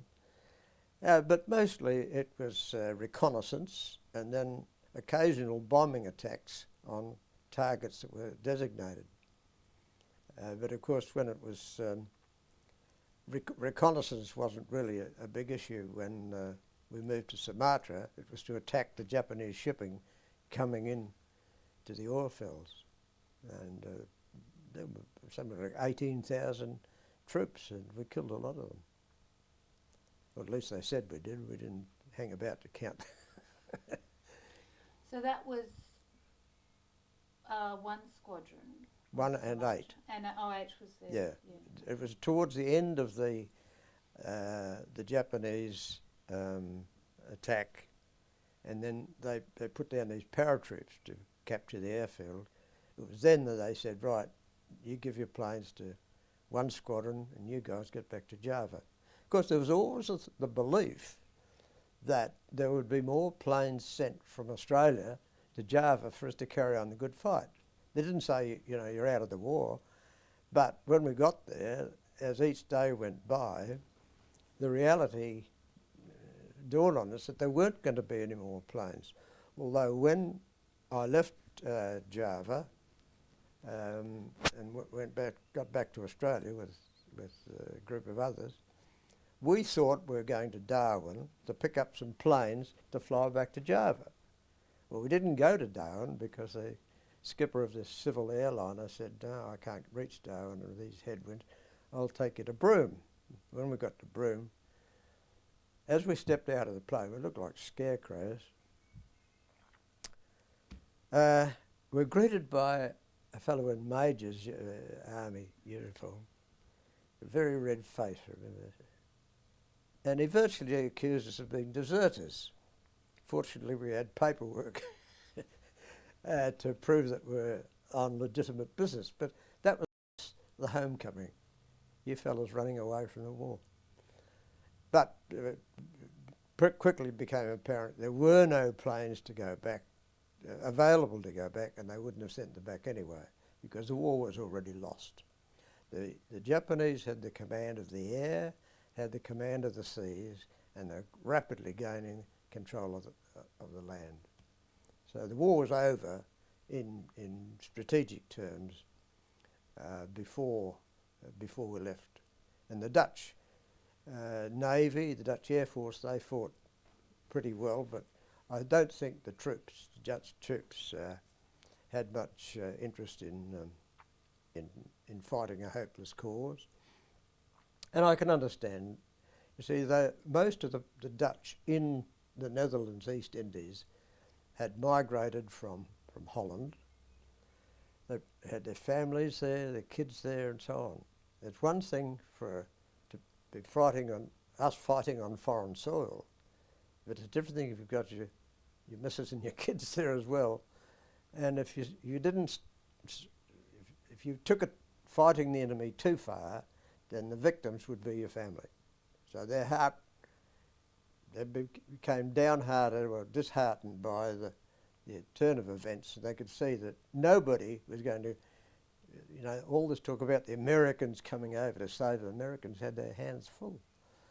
They did send some flying fortresses there, which were quite effective, but they lost a lot of them when Broome was raided, and they sank all the Catalina flying boats and other flying boats, which were destined to go back to Java to pick up the remnants of one squadron were waiting for them. Of course, all the planes were destroyed in a raid on Broome, and flying fortresses on the ground. So it was a fairly hectic time. Yeah, okay. So Sumatra, how long were you on Sumatra for? Oh, wouldn't have been more than about 12 days. Yeah, something like that. And were you in continuous action for that 12 days? Only if your plane was serviceable. I'd be down on the strip, ready to go off, and the crew were ready to go off. And one of the engineers would come in and say, "Look, I can't get this pump to work, or I haven't got a spare. It'll be tomorrow before we can, cannibalise another aircraft and take one out, put one in." So the op's off, and you'd still sit around waiting, and somebody else said, "Oh, look, I'm short of a navigator." Right, off you go. So it was a bit of a sort of scratch teams, depending on the circumstances. And quite a few planes came back there was an RAF, couple of RAF Hudsons there, and they came in on one engine, and the door opened, and three fellas jumped out. There was blood all over them, and one fellow had his arm in a sling and so on. They'd been badly shot up, and the plane was still there 3 days later, still unrepairable. So that was a scene that we became familiar with. Going back to getting out of P2, because we having given all our planes away, we had no question of flying out. But we're told to evacuate everybody from this P2 airfield. And there's a railway line which ran from that place down to a place called Oosthaven, or East Harbour, the bottom of Sumatra. It's got a different name now because they've turned everything into Indonesian. And there's the straits between the island of Sumatra and Java, and that's what we had to cross. So we marched to the best way we could. We got to the railhead, and everybody piled on board, and some on the roof, and carriages and everything. And they set off, and then they came to a bridge. And the story was that the bridge was mined, so the engineers said they wouldn't drive the train over the bridge. And a fellow called Doug Scott, who was an engineer with some government department in South Australia, in fact, they not only wouldn't drive, they nicked off. They said, "We're not going to have anything to do with it." So Doug Scott and somebody else got in the engine, worked out how the controls are operated, and they drove across. Or somebody walked across, and he said, "I can't see anything there's unusual, no bombs or anything." So he drove this great train across, all the way down to Oosthaven. And when we got there, the place was a shambles. Around the wharf area, they decided to, any vehicles that arrived were driven straight off they set the engines going and put a brick on the accelerator and just shot them off into the water. Others were, they drained the sumps and allowed the engines to run until they seized up and all this sort of thing. People milling around everywhere. Some people say they can't get any water to drink. So I was with a group of about 25, all my squadron. So and there were people down on the wharf and so on. So we went down to the water's edge, and there was a destroyer there, a Royal Navy destroyer, and it was standing there with out in the away from anything. And engines running and turning over. So he called out to the bridge, there's some passengers here, if you'll take us. So he said, how many? So he said, oh, I've got 20 or 30, but there's probably 100 here. All right, he said, I'll come over. So he picked us all up and took us across the straits and dumped us in Java. And waited there for a while until some trucks mysteriously appeared. I think they were all Dutch trucks. And they drove us to a place called, forget it, come to me. They emptied out, to create barracks, they'd emptied out the local lunatic asylum. All the inmates were sent away. So we stayed there for a couple of days, and then we moved to somewhere else, barracks, and then it became pretty clear that, you know, the game was up. And more and more people got across by various boats and so on. They did a very good evacuation job. But there were a couple of people in my squadron that had a bad time in this respect. They were told to go to a place which was about 20 miles from P2, where there was an engine, an aircraft engine, and they had to get hold of this thing and wait there till an engineer officer arrived, and then they'd be expected to dismantle it and get various parts. So they went down there, and nothing happened. Nobody turned up to tell them what was wanted. So they waited and waited and waited. And they saw an army truck. So they stopped it, and the fellow said, "What are you doing here?" They said, "Well, we've got this engine." And they said, "Forget it, mate. The Japs are only, at this stage, only about 40 miles away." So, but they'd have been left there and been captured. So they hopped on the truck and joined the queue waiting down at the wharf at Ust Harbour. These are just small personal incidents, but I wasn't involved in that. But they were good mates of mine, and they told me all about it. They were seething with this what had happened to them. So what was it like to realise that you're in a losing battle, a losing war, given that, you know, all the propaganda, I guess, had been that it was unlosable? I mean, for you personally, and you're being sort of moved on, you know, like back to Singapore and then to Sumatra. How much were you told about what was going on? What was your intelligence? Nothing. Well, nobody knew anything that was reliable, because rumours always the order of the day, and some of the rumours were absolutely fantastic. I believe by Wednesday there'll be 7 squadrons of flying fortresses arrive, and, you know, we'll knock these blokes over. A whole heap of rubbish. So we didn't really know anything, and we said, "Oh, the officers will know." And the first officer I met wasn't my skipper. I didn't see him again until we got back to Australia. They said, "What, have you heard anything?" We haven't heard a thing. So there was a scarcity of genuine news, but we took a hint from the appearance of the Dutch civilians. They knew that it was all over, or would be all over, and they were pretty downcast. And all the happy talk went straight over their heads. They knew better.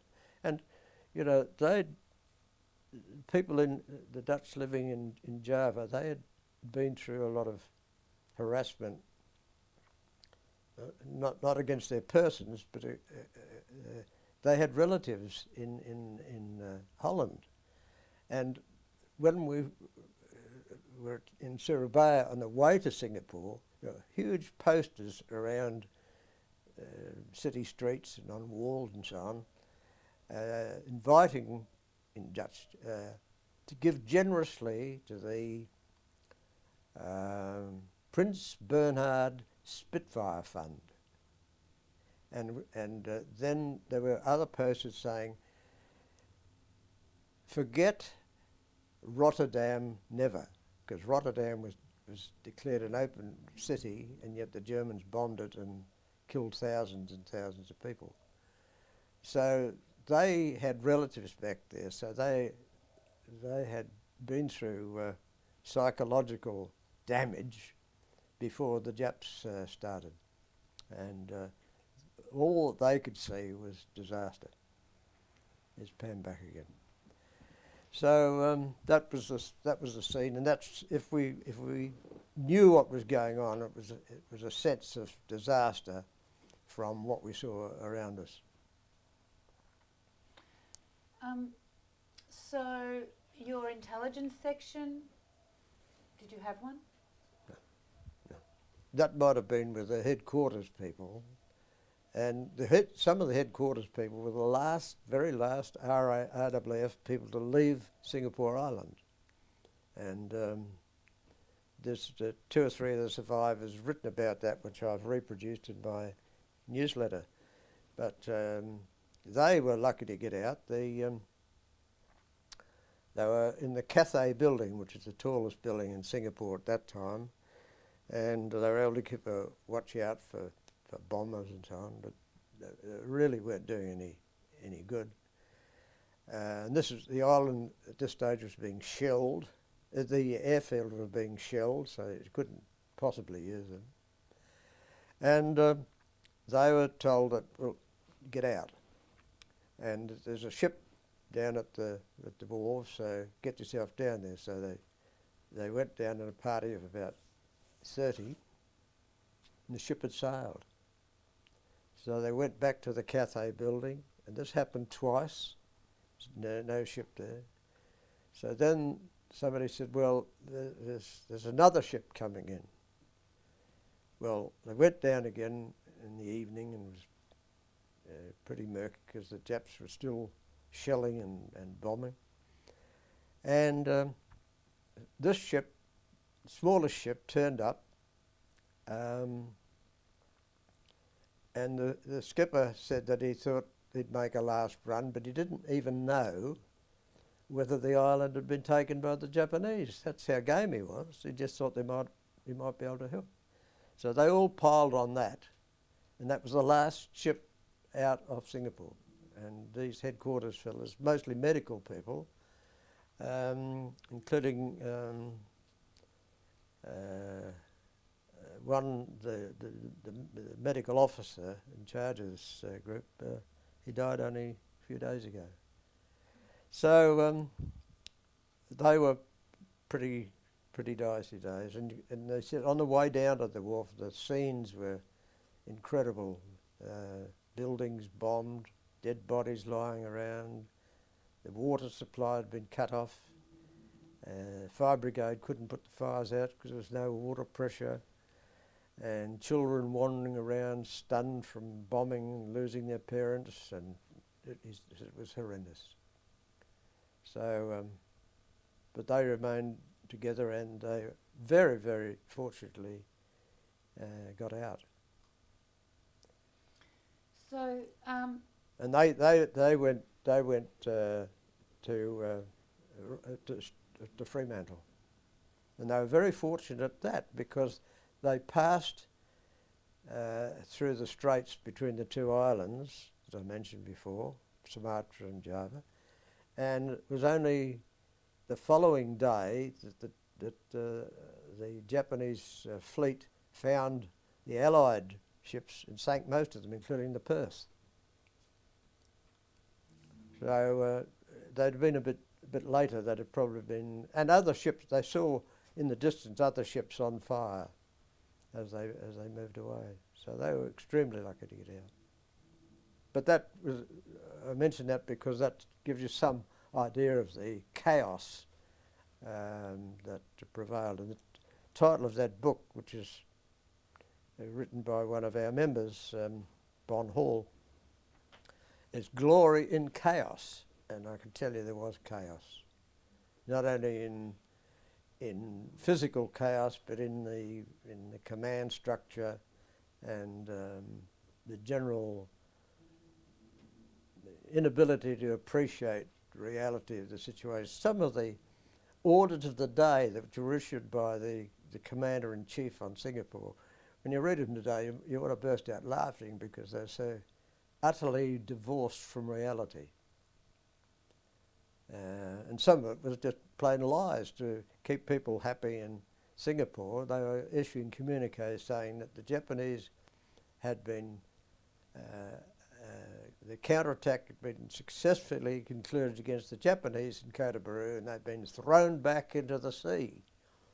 Well, we knew that was a pack of lies, but I mean, that was the sort of stuff that was getting around. So when they were challenged on this, they said, oh, well, you know, we don't want the civil community to be alarmed. Boy. They got a lot of women and children out. We shouldn't have been there anyway, off the island, but those that left it too late were killed at the wharf because there were quite a few ships bombed still whilst waiting at the wharf, and some of them were just standing out from the wharf after they'd loaded all these people and they all went down. So it was a really chaotic situation. That's the end of the tape.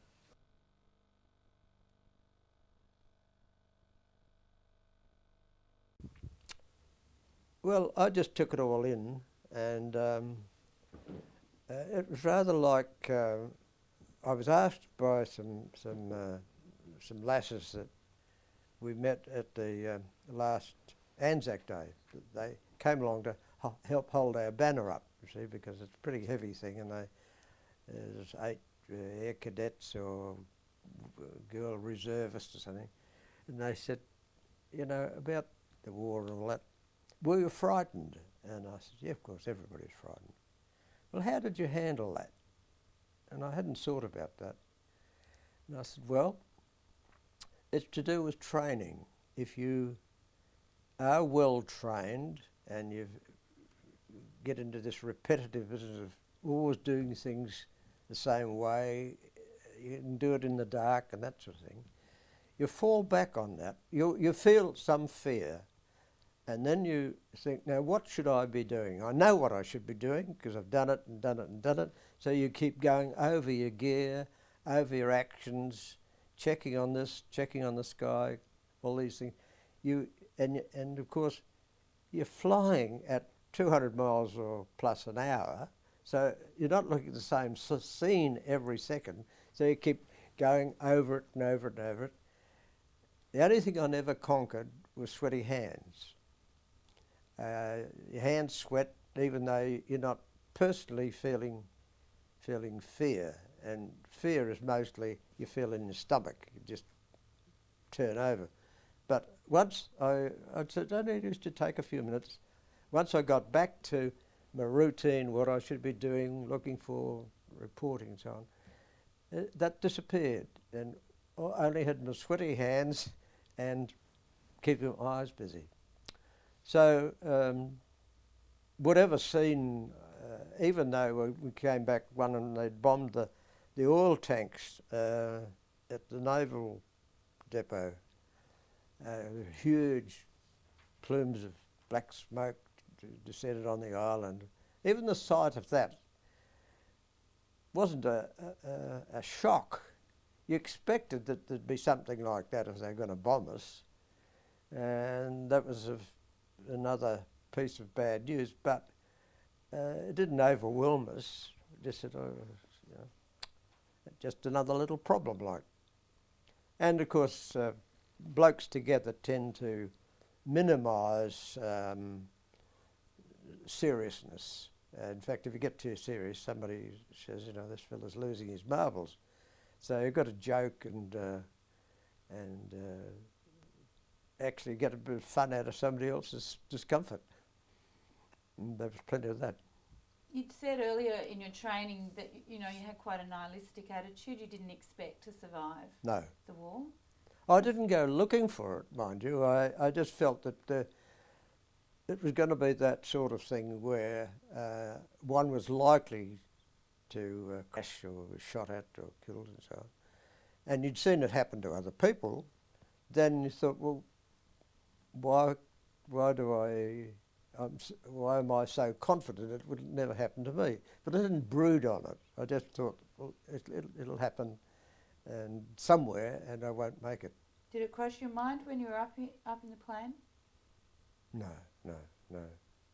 Never think about other things. I never even thought about my wife or my parents or anybody. They just stopped, and I was just dealing with what was happening there and then. Even after I was posted missing after that episode on the beach, because we were posted as missing, and of course they got the usual telegrams and all that sort of gloomy stuff. And then, of course, 24 hours later, they got another one saying he's not missing anymore. So with great reluctance, I wrote a letter to cheer them up, but of course I couldn't tell them anything about the circumstances, and just chatted on with the formula. The formula when you're in the services and away from home is this: what the hell am I going to write about? Can't write anything the censor doesn't like the look of, so your health, my health, and the weather.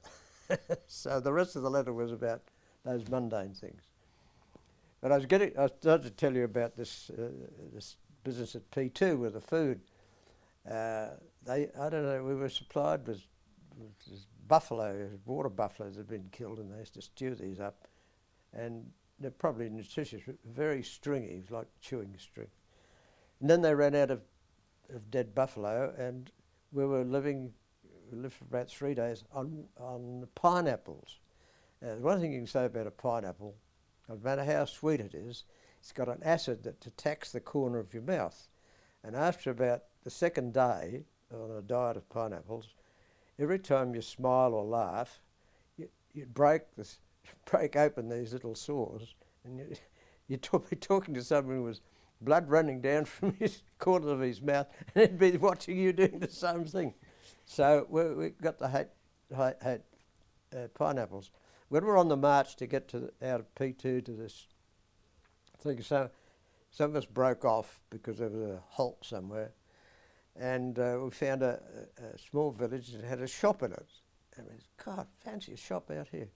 So we went in, we had Dutch guilders to spend, and we poked around, found, he had some sweet bread rolls, so we bought him out of bread rolls. And one of the others, the party, he started poking around amongst the shelves, and he moved some cans aside, and behind it was a half a dozen bottles of Tasmanian beer. Now, how the hell did you get Tasmanian beer out in the Sumatra? We never knew. Anyway, we bought the lot, and although it was warm, we scoffed. That was the nicest thing that happened to us for a while. So that was our shopping expedition on the way to Oosthaven. That was on Sumatra? That was in Sumatra, yes. Okay. And Java, just give me, how long were you in Java for? Oh, look, I can't recall. Weeks or months? I left there on the 18th of February, and I've got my service record there, which is a joke because there's so many errors in it. I've achieved the impossible. I've been in 2 places at once. On the very same day that I was ready to leave Java, I was posted to and actually presented myself to a training station in Rhodesia. I did a 6 weeks course there, and I went somewhere called Gilgil and somewhere else in Egypt, and then mysteriously into Darwin. Now, I'd been in none of those places at that stage. It wasn't until later in the war that I ever went to Darwin. So what's happened, no doubt, it's all handwritten. Some clerks picked up the wrong bit of paper and entered all that stuff in, including where I trained. Had me trained at Summers. No, I was never in Summers. So historians who love documents had better watch themselves, because a lot of that stuff is just an error. It's not mischievous or anything, it's just an error. However, it's nice to know that I've been to Gilgal. Okay. All right. So from Java, you came back to Australia. Yeah, back to Broome. From Broome, I got a lift. Eventually, got a lift down to. I was held up in Broome because Americans seemed to dominate Broome at that time, and they were keeping a radio station going, and they were short of radio operators. 2 or 3 of their people fell ill. So they came around where we were sitting in a tent waiting to catch a ride out of the place, and asked for a radio operator. So I said, what's the score? So I finished up doing about 4 days working the radio for them and servicing their radio equipment. And then I quit rather suddenly because one of my mates had found a DC-3, an RAAF DC-3 about to go down to Fremantle or Perth. So he said, drop all this, let's go. So I said goodbye to the Yanks and zipped out down to the field and hopped on this plane, and that was me out of Broome. From there I got to home to Adelaide. So that was the situation. You just got as far as Broome and you had to find your own way. Oh yes. No, well, it was majors strolling around telling you that you were probably a deserter. It wasn't a place I wanted to hang around. And then, of course, shortly after that, it was raided by the Japs and all those people killed. That's curious. I mean, why were they saying that you were a deserter? Well, there were a lot of people accused of that who may well have been deserters, we don't know. But if you got away from a battle scene, then the blokes who didn't, or the blokes who were where you'd got to, for instance, a lot of our people were evacuated to Colombo, and that was infested by RAF and British Army people. And when they got off the boat, they were christened the Singapore Runners. And yet these fellas on Colombo had never seen a shot fired or even seen an enemy. And they were accusing our fellas of having run away. Now, we met that several times. And it was finally, and while the war was going, and in Malaya, Aussies were accused, and our squadron was accused of running away. So they held an inquiry, and they found that the story originated with a Royal Navy paymaster. So they got this bloke into the inquiry and said, well, you know, you wrote this letter, and this is how you described the Australians running away. Now, what did you see? Anyway, he broke down and said, well, I was told this. I didn't see it. So then he asked permission to withdraw his letter, and they wouldn't let him do it. And so he was finally made a great apology, and he was reprimanded for it. But there were those sort of stories getting around. And that really, I think we were angrier about that than we were about the Japanese. But there was no basis for it. But I guess given the kind of propaganda that was being, at a senior level, that was being said about having, having controlled the Japanese. Oh, well, I think that after Singapore had been bombed once or twice, then the tune changed. There were no stories about half-blind Japanese pilots and all that rubbish. They all subsided. But on the other hand, I don't know. The General Percival, who was in charge of the British forces, he'd been given a job to do, but not the tools to do it with. And so all he could do was to try and put the best face he could on it. But they hang on to this propaganda far too long. And that, if anything, made things worse, because you were telling fibs so that the population wouldn't be alarmed. Then when the population saw that there was a basis for all these stories. They then started looking at the originator of all the fibs and saying, well, why did you feed us all this garbage? And good question. So what condition were you in physically when you arrived in Broome? Well, we're pretty lean, and our clothing wasn't in the best of shape, and we'd all lost a lot of weight, and we looked like scarecrows. I had my service revolver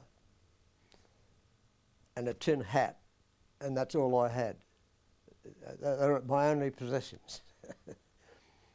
And everybody was pretty much in the same. A few fellas got a few things out, and but really, you couldn't take a lot of gear. This is another little story. When they started to pull people out of Singapore to take them to this new headquarters in Bandung in Java, a lot of British officers were told that they were to move to this new headquarters, and that the 8th Squadron would fly them out to Java. Didn't affect my crew, but it affected other crews. And these fellas turned up with their golf clubs, great boxes of junk, and all their possessions. They wanted to get it on the plane. So fortunately, our skippers were right up to them. They said, just walk on board, or I won't take you at all. And all this stuff was left on the side of the airfield. But there was this touch of unreality on these people's part to think that you'd use a service aircraft to take all your golf clubs and polo clubs, and if they'd had a pony, they'd have turned up with that. So they're still in dream world, even when the times got a bit tough. Oh, that was us. We looked like scarecrows, but a few good meals when we got home, and a bit of a scrub up. But my wife, my first wife, she was a bit uncertain about my appearance, because after I'd been home about 2 or 3 days, I said I wanted to go into Adelaide and buy something, and she said, "But you'll have to change."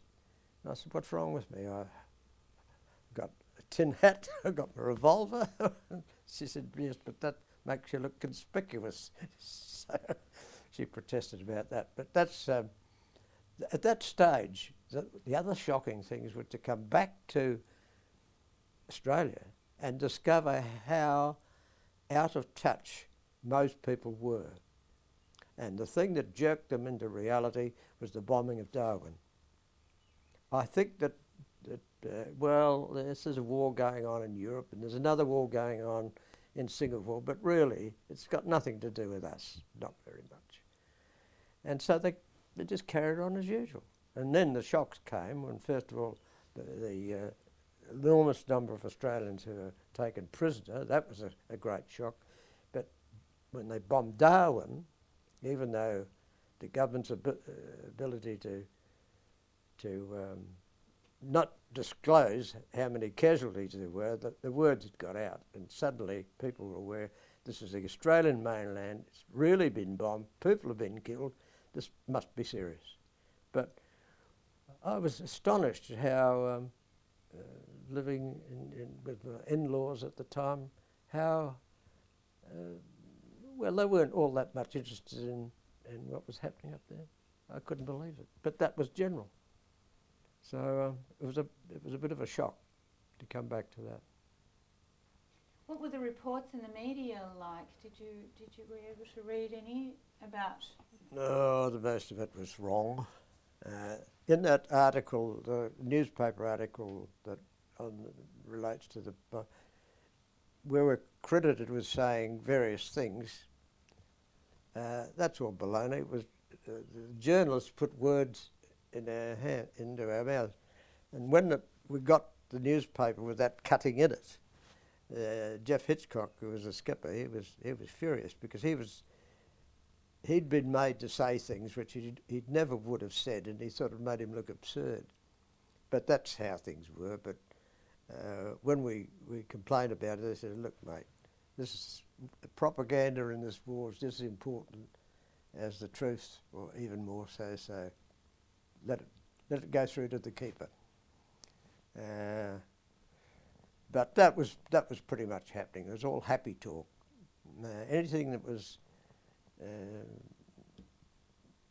done that looked as though it was a minor success would be blown up out of proportion, because it was still Europe where the real war was, and so there'd be more stories about heroism in fighting and the Spitfires over the English Channel than there was about anywhere else. They didn't want to write about failures, and so that was what they were getting.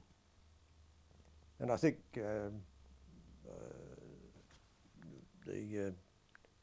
the Russian front got more headlines for a while than anywhere else. However, it caught up with them.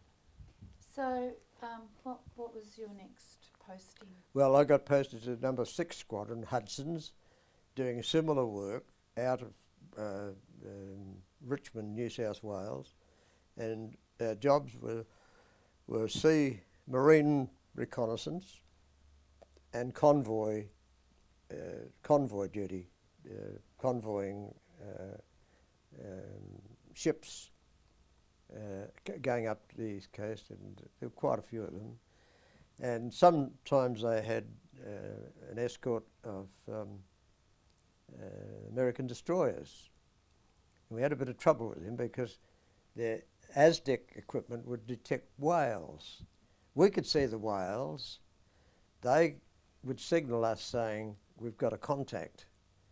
And we knew what they were talking about. We could see the whales flopping around in the water, but they saw it as an ASDEC contact, you see. And they sent unpleasant messages saying, you know, are you Aussies too frightened to attack the submarines, or some nonsense like that.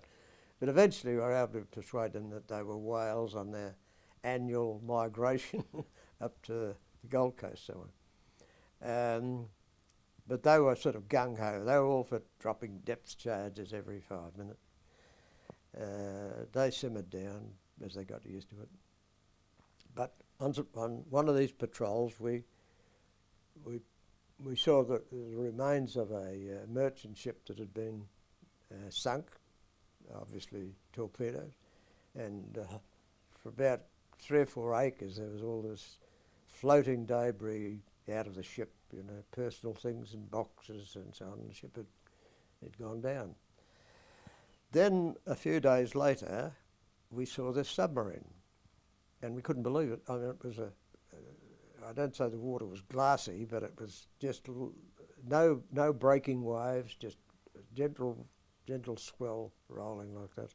And there's this parachute stuck up like a great black broomstick moving through the water. And it was even leaving a wake. Now, we'd seen whales so often that we could tell the difference between a whale and anything else. And we had seen submarines, our own submarines, so that we knew what periscope thing was like. So we were at 2,000 feet and just decided to attack straight away. So we stood off a bit, and at 500 feet we're going to drop bombs on this periscope. Because we knew from our briefing there were no Allied submarines anywhere in the area, so anything you saw was an enemy. Now, we had a guy in the crew who'd never flown with us before, and he was delegated to drop the bomb, and they had a gadget down in the nose of the plane, and it was called a Mickey Mouse, and this was a timing device, and by pressing various buttons and turning knobs, you could arrange how the bombs were dropped. You could drop them one bomb every 5 seconds, 10, 20, and so on. Or you could drop them as a salvo, let the lot go together. Anyway, he was told to do it in a bomb, bomb, bomb, bomb. You see, righto, righto. Anyway, he got excited. He could see the head. He could see this periscope coming up. So he pressed the wrong button, and the whole lot went. But it lobbed exactly where we could see this periscope. But we're a bit low, and we're lucky we didn't blow ourselves up, because the plug went woof, up like that. And we also had as a passenger the squadron's medical officer. Now, medical officers are not supposed to involve themselves in any combat situation. And his excuse was that he'd been in the squadron for so long and he hadn't had a decent flight with anybody, so please could he come? And Jeff said, well, you're really allowed to, medical people are supposed to be neutral. Oh, he said, look, I'm doing a study on the stress on aircrew. So this is part of my study. Of course, he didn't know that he was landing himself in this situation. Anyway, we circled the area where we dropped the bombs, and a lot of stuff came up. And the poor old doc got air sick. So we did pull him up once to have a look at what we could see, this periscope. He said, don't miss this, look, periscope. Well, he got excited by that. But after we'd done about half an hour circling, he got air sick. So as a witness at the debriefing, he was totally useless. When even when he'd tell them what he'd seen, they then ticked him off for being there anyway. So it was an interesting day. I sent off signals telling them what we'd done and what our position was and so on. I sent another plane out to circle this area. They never ever found it. Well, what would you expect to find anyway if we'd sunk it? But we were never credited later with the kill. And the reason for this was we didn't report any spectrum from oil, which you might expect if you'd ruptured the fuel tanks on a submarine. You'd expect to see oil. But it wasn't conclusive, because the thing could have gone down. They hadn't ruptured. And the water was very deep, because we were a long way out from the coast. And the other thing that discredited or failed to credit our kill was that after the war, they got into the Japanese naval records and said, we found no mention in the Japanese records of a submarine, of one of their submarines being in that position. And I said, well, so what? Mere fact that it's not there. After all, these records must have survived all the bombing of Tokyo and everything else. And also there have been books written by the Japanese themselves since the war in which they deliberately concealed a lot of stuff and a lot of evidence of orders had been destroyed. So we don't think that it was taking that, the absence of a record in Tokyo as being evidence that we didn't sink a submarine. Anyway, as far as the press were concerned, we had, and I think most people in the Air Force did, but we were a bit annoyed about that. We didn't get credit for the kill. But we certainly did it, because there's absolutely no doubt that it was a submarine. Now, the day's drama wasn't over. We headed back to Williamtown, which was the nearest base, due west. And as we got near Newcastle, we saw this ship. It wasn't a very large ship, sort of small tramp ship. And, bless my soul, there's a submarine following it. So we checked our charts and everything. Yes, now this is a non-Allied submarine area.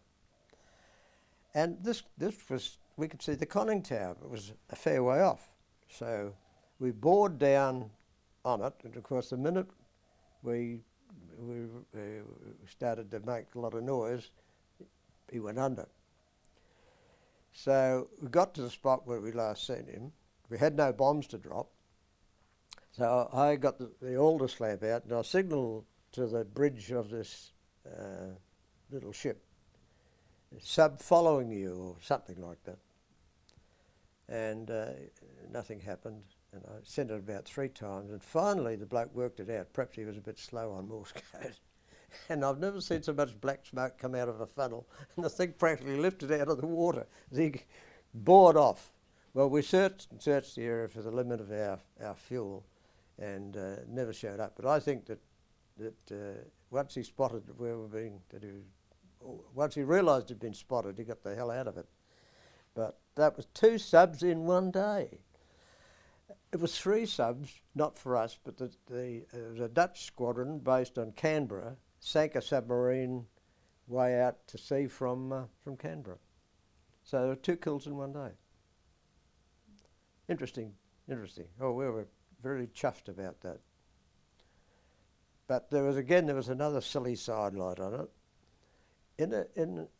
We used to carry a machine called a psycho machine, SYKO, and you'd have a plain English message, say, attacking submarine, and you put all this into the psycho machine, spell it out on and then you had a card for the day, and you put the card in, and you'd have another set of letters to correspond with the message you were coding, see? And that's what you transmitted.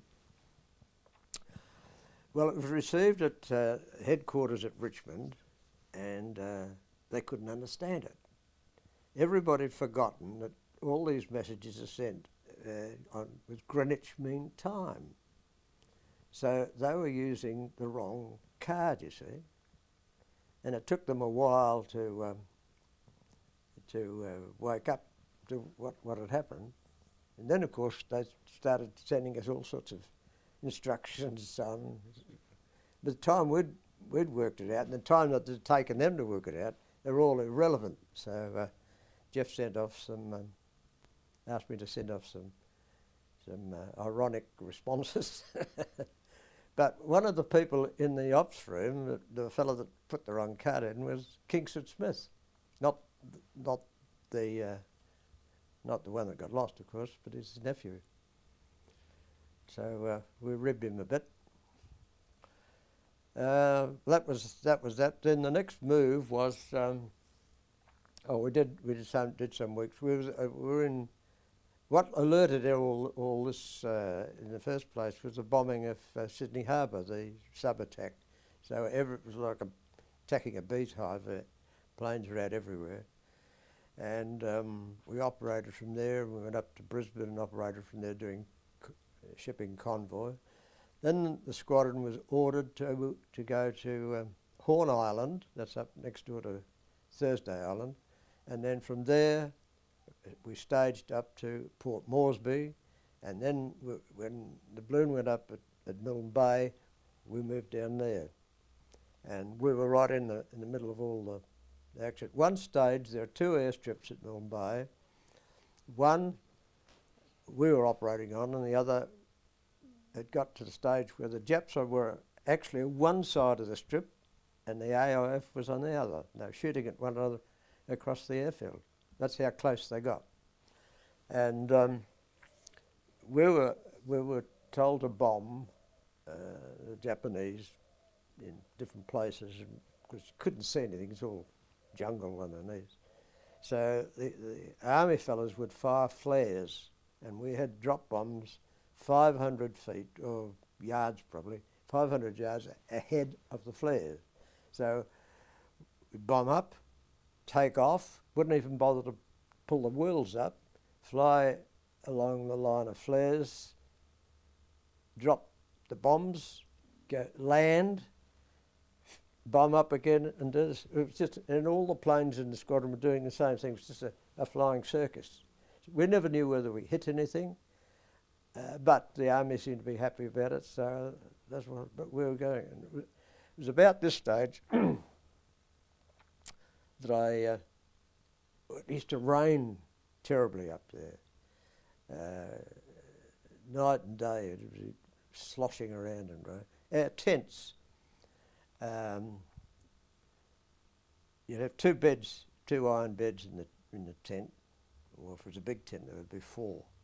And all your possessions were on the bed, because there would be water running through the floor of the place, and you'd be sloshing around wherever you went. It was wet, and the airstrip itself was made of metal, interlocking sheets of perforated steel, very wide, and whenever a plane landed, it would compress this into the mud underneath, and gradually there'd be a space like that between the metal and the muddy, wet ground underneath, and it's very, very difficult to keep your footing on this. Anyway, it was pouring with rain and couldn't find a ground crew. We had to refuel, and I had a bloke with a 44-gallon drum down here with a hand pump, and I was on the wing, putting the petrol into the wing tank. And he said something. I turned around to find out what it was about, and I slipped off the wing, and I crunched down on this metal strip and tore the back of my leg. And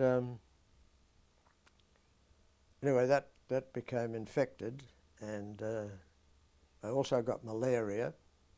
So half the crew were down with malaria, and they put me in an army hospital where I felt sorry for myself. But I found there blokes with bits off them, lost an arm or something. And all the treatment was hourly doses of quinine. By the time you'd licked it out of your teeth, they'd give you another lot. That was the only treatment I had. And then I said that my leg was a bit sore, and they looked at it, and it was blown up like a balloon. And so the overworked medical staff, all they could think of to do was put a hot water bottle in it, which they did, and they forgot that the metal bit would be hot too. So I finished up with a burn as well as a wound. And the rest of the crew came round to see how I was going after a couple of days. And I said, look, I'm going to die in here. So get me out of it. So they brought my clothes, and we just walked out of the place. And a few days later, I went back to Moresby and got treated there, and came back to the squadron. So that all happened at Milne Bay? That's at Milne Bay, yes, yeah. Because that's really where the action was. Later on, it became, still doing reconnaissance work, but then we did some of this biscuit bombing, dropping supplies of food down to some of the outer Allied-held places in the mountains and so on, over the Owen Stanleys. There was one place, Mount Hagen, I think it was, where the airfield is on a slope like that. So it's not bad landing because you're running uphill, but taking off was a bit hairy because if your engine fails, you go straight down over this precipice. So trips to Mount Hagen were quite interesting. And the weather up there, of course, is lousy. It's raining all the time, and cloud, and most of the clouds have got great rocky mountains inside them, and so it's easy to get off course. But we did see something of what the AIF were doing on the Kokoda Trail, and God, they were heroes, really heroes. And there's some stories about General Blamey's performance, and I've heard them. I didn't hear them myself, of course, but a few of the blokes who were there verified the substance of the occasion. But this all wrote that he accused these blokes of being rabbits, and that's hard. That's fair. In what circumstances did you come across those guys? Is that 39th Battalion you're talking about? I forget what they were. It was because somebody in our squadron had a brother-in-law or something in the AIF, and I think this fellow was down for some sort of treatment, and they got talking, and I met him. So were you just doing land raids, land operations at Milne Bay, or were you doing marine? Well, we maintain reconnaissance. If we didn't, the idea was to find out how strong the Japanese forces were, so we went looking for them. And then we used to do regular patrols up to New Britain. And there was a place on the southern side of Great Britain called Gasmata, and the Japanese had a big base there. And so we had 3 runs. There was the milk run, which nobody ever found anything, but it had to be done. And there was the grocer's run, which was biscuit bombing. And there was the butcher's run, because although nobody got shot down over Gasmata, it was like a beehive. They were up and about. People went up there and had to take photographs. All was set at the same time of the day, so the shadows would be the same in the photos, you see. And of course, 3 days out of 5 there'd be no shadows because it's all overcast and raining or something. But fortunately, there was cloud because you had somewhere to hide once these fighters came up. That was the butcher's run, so we had these 3 runs. So we had to maintain that, and then of course the fighting in Milne Bay didn't last all that long, and it was the first time, as you probably know, that the Japanese were checked anywhere on land, and it was an army operation. And the books on it only refer to what the army did, but the Air Force was very prominent there. The Kitty Hawk Squadron, 75, 76 Squadron, they fought off the Japanese air, and we did our best on the ground. So did you have fighter planes? Sorry, Kath,